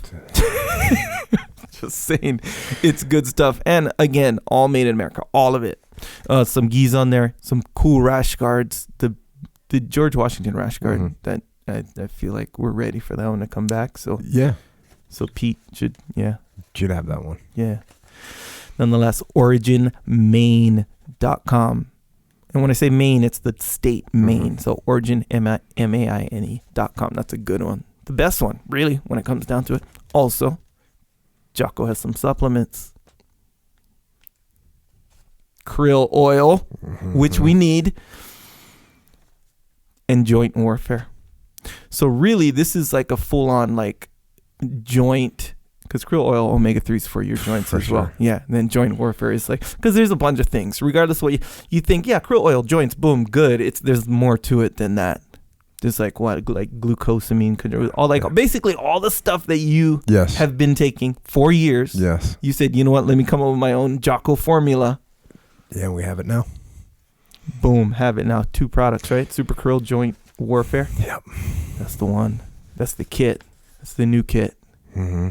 As far as kits go. Also, those are also on originmaine.com, by the way. Yeah, originmaine.com. Also, on it. So, we're on a trip right now. In the event of people not knowing that we're on a trip to Maine, I didn't bring the kettlebells. I thought that might have been too much. Plus, to check on kettle, they give you 50 pounds, right, in your luggage. My kettlebells, one kettlebell, more than 50 pounds. Nonetheless. 88 pounds. Yeah, in your case, minus 62, I think. Oh, okay. The werewolf. Times 2, 124. Mm-hmm. Boom, math on point. There was a guy at the camp that we went to that brought the kettlebells, the 70 whatever one, the gorilla one from On It, the cool one. I didn't work out with him though. I wanted to. I intended to. Anyway, those gorilla and werewolf kettlebells that I'm talking about, these are the cool kettlebells. They're from On It. Those are all kettlebells are good, really. But if you want that level up of coolness, get those ones. onit.com/Jocko. Get it. Jump ropes on there. A bunch of cool fitness stuff. If you're lagging in your workout, which I do sometimes. I lag in my workout. Not lag like physically, but interest-wise. You get kind of bored. Not you. You don't get bored, huh? No. You just like... Well, it doesn't matter. Right, it doesn't even register bored or not. Yeah. Execution is happening. That's not what it's about. Yeah. Well, some of us, we get kind of bored. And it's not that we're getting bored, so we're not going to do it. We're looking for something like, oh, yeah, let me try this new thing. Some new hotness in regards to workouts. Can you not say new hotness anymore on this podcast, I heard Will Smith say it in one of the. I thought it was cool. That doesn't certify it for the podcast. I know, bro. I figured I'd try it out though. Yeah, just no. It's been tried. It failed. No. Next. Rejected, huh? Yeah. All right. If you want some new cool stuff to do in regards to a workout, hey, man, look, On It has all these They have battle ropes and maces and cool stuff. And they have cool videos on there, by the way. Don't get addicted to the website. Spend appropriate amounts of time on the website. Not too much.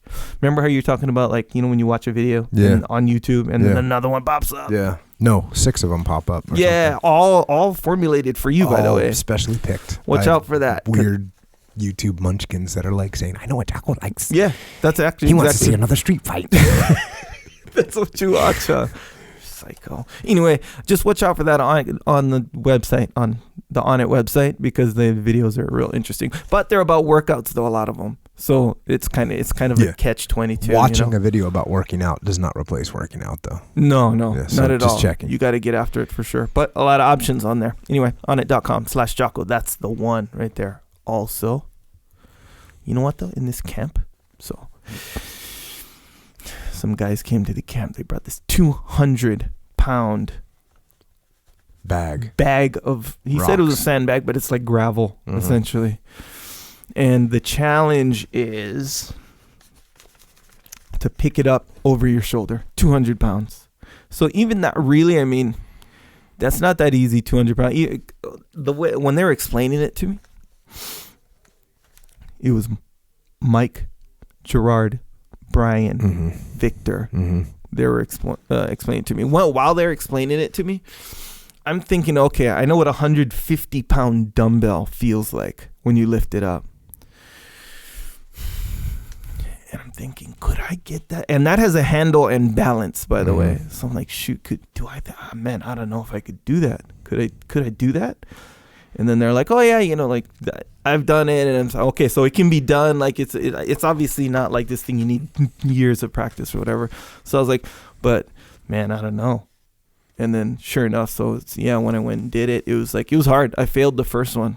You bring it up, you kind of bring it onto your lap. 200 pounds, man. That's not like, it's like, how you say when you pick up a person and they're just dead weight. Similar to that. Anyway, boom, failed the first time. They're cheering me on. Thanks for that, by the way, guys. That helped me. And then the second time I did it, it was good. One of the high points. Anyway, that was just a side note. Also, so a bunch of people don't have to ask me. Yeah. I did not participate in the challenge. I have an injured rib. That was that. Yeah, you weren't real happy about that. No, You're still not not happy. I see it on your face, man. Yeah. Well, yeah. So the rib's almost healed. Thanks, Andy. That was Andy. Andy did that to my ribs. In a way, and this is, I think you paid a bigger price than me, but you messed up my rib in an identical way a few months ago. Oh, you were going to get a submission on me and then you hurt yourself? No, I was trying. I was escaping the submission. Okay. Well, so it was essentially the same situation, but instead this time you got the rib injury instead of the guy you were trying to tap out. So in a way, good for you, and I hope we've all learned something from this whole thing today. Anyway, also, when you buy this book, and you will and should, Tough as They Come, Travis Mills, get it through our website. That's a good way to support. I have a little section. We have a little section, books from the podcast. Click on there. It'll be by episode. This is, this is a good way to support. Click through there. It'll bring you to Amazon. Even if you're going to do any other shopping, boom, even just as good a way to support that way. Just click through, get the book. That's a good way. Small action, big reaction. Small click. 1, 2. It's like 2 more clicks. Super small action. Somebody asked me, they said, hey, does it really help the podcast to do the Amazon click through? And I said, absolutely, it really does. And they said, well, how much? And I said, well, it's basically the way Echo describes it. It's basically the way Echo describes it. Small action, big reaction. So yep, you're actually very right on that one. Yes. Yep. I just had a feeling from the beginning that's a good way to put it. And it is, really. Also, subscribe to the podcast. It's a good way to support. Stitcher, iTunes, Google Play, all these ones that provide podcasts. This seems like something that everyone probably has done already, but if you haven't, subscribed to that one. That's a good one. If you're in the mood, leave a review. That's a good one. Some good reviews on there already. And thank you guys for doing that. Very colorful. Would you say colorful? Is that a good? Yes, colorful, word? Creative reviews. Creative, yeah, it's good. They're fun to read from time to time. Also, YouTube. If you like the video or want to watch the video version of this podcast, see what Travis looks like, see what Jocko looks like, see what I look like if you're into that. Subscribe to the YouTube. Get a little alert when we upload a video. Yeah, but beyond just watching what we look like, there's other things that come from the YouTube channel, that are not on the podcast. Oh, right, yeah, sometimes, if you subscribe, yes. Right? So, whether it's little augmented videos that you make with your creative spin on them. Flair. Yeah. There's just straight excerpts. Right. And then there's deleted scenes. Yeah, deleted scenes. I think I'm going to put some more on there. There's a few. You know what? When you kind of go through and I watch, when I edit it, right? So really the audio editing process is pretty simple. You cut off the beginning. You cut off the end, you fade it in, you fade it out. Done. That's it. Easy. Yeah. But the parts that I cut off, there's some nuggets in there. Interesting stuff. And when you're in the moment, I'm talking to you, it's just regular, we're just talking and whatever. Maybe we're laughing, maybe not. But when you kind of go back and listen to it, it's kind of funny. Anyway, I'll put some of those on there too. So if you subscribe to the YouTube channel, you can watch those. Those are cool. The excerpts are just kind of like, shareable, smaller, nuggets of Jocko wisdom, which is cool. I mean, if you don't want to listen to the whole podcast just for the thing. In fact, there's a couple of people where they were like, I listened to those. The guy at the camp, he was like, I listened to those excerpts like almost every day. Yeah. Because they're like, there's a lot of them there now too, by the way. Also, Jocko has a store. It's called JockoStore. JockoStore.com. There's some shirts on there if you want to support. So I'm not saying buy a shirt. I'm not saying buy a hat. Got hats on there now. Snapback. My bad. I thought they were Echo was flex fit. wrong. You know what? Echo thought it was flex fit trucker hats. Yeah. Don't exist. They the world don't. Doesn't have those, and the world doesn't need them. Yeah. It almost doesn't make sense. Yeah. Well, maybe. I don't know. I for real thought they were flex fit, but you know what? I looked into it and I realized that the reason that I thought they were flex fit is because some new hats I'm coming out with. Oh. Maybe in a few weeks. They're a different style of hat and they're flex fit. They look dope too, by the way. I'll show them to you one day. Cool. So yeah, I'm not saying, hey, buy a shirt, buy a rash guard or whatever. I'm saying go in the store, JockoStore. Look on there, check out the items, and if you like something, get something. Some hoodies on there, some women's stuff, some patches, which are cool. I've seen a few of those on people's backpacks. Actually, they look kind of dope. I'm gonna probably put one on my backpack. And some Thanks other for stuff. letting us all know. I'm just, sometimes you just think No, out man, loud. Definitely whatever. curious about that. We'll all be looking forward to seeing that. Yeah. I'll show it to you when it's done. Anyway, JockoStore.com. That's a good way. Also, psychological warfare. Who are we just talking to that? Oh, Pete. Yeah. Where, okay, basically psychological warfare. What is that? It is an album with tracks, Jocko tracks, where in your campaign against weakness, meaning if you have goals, like, okay, so I listen to Jordan Peterson, and he has this thing. I'm not gonna go like too much into it, but he has this thing where it's like, okay, why don't people get what they want? And one of the reasons is because they just don't know what that is, and we kind of don't. Even if you say, I want to get better in what? Jiu-jitsu. Because you can do one push-up a day and you're technically better. Technically. So it's like, what do you mean better? Better how? Whatever. So anyway, back to this psychological.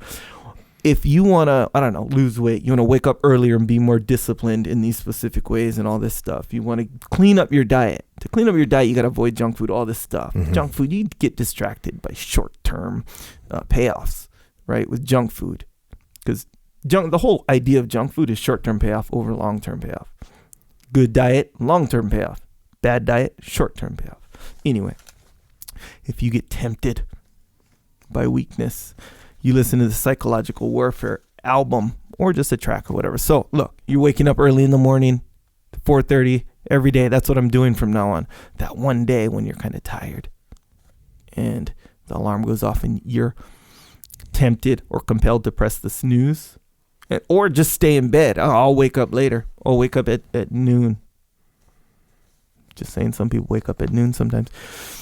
Play this track called Get Up and Get After It. I guarantee you won't wake up at noon. You'll wake up at the assigned time. Assigned by yourself, by the way. 100% success rate on that. If you listen to this and you fail at your little thing, yeah, I don't know what to say. But that's a good one. Psychological Warfare, Jocko Willink. Look for it. Look into it. Also, you can get some Jocko white tea. You can get that on Amazon. It'll make you be able to do amazing feats of strengths. Sure. With no effort, barely at all. Yeah, like the rock bag. Yeah, a little Jocko white tea. Boom, you nailed it. Easy money, one hand. Books, like Echo said, Tough as They Come by Travis Mills. You can get that. You can also get a book called Extreme Ownership that I wrote with my brother Leif Babin. It's about combat leadership. Way of the Warrior Kid. If you want your kid or a kid that you know to be stronger, smarter, healthier, and therefore, because they're stronger, smarter, and healthier, they're also more confident. If you want to do that for a kid, get him a book called Way of the Warrior Kid.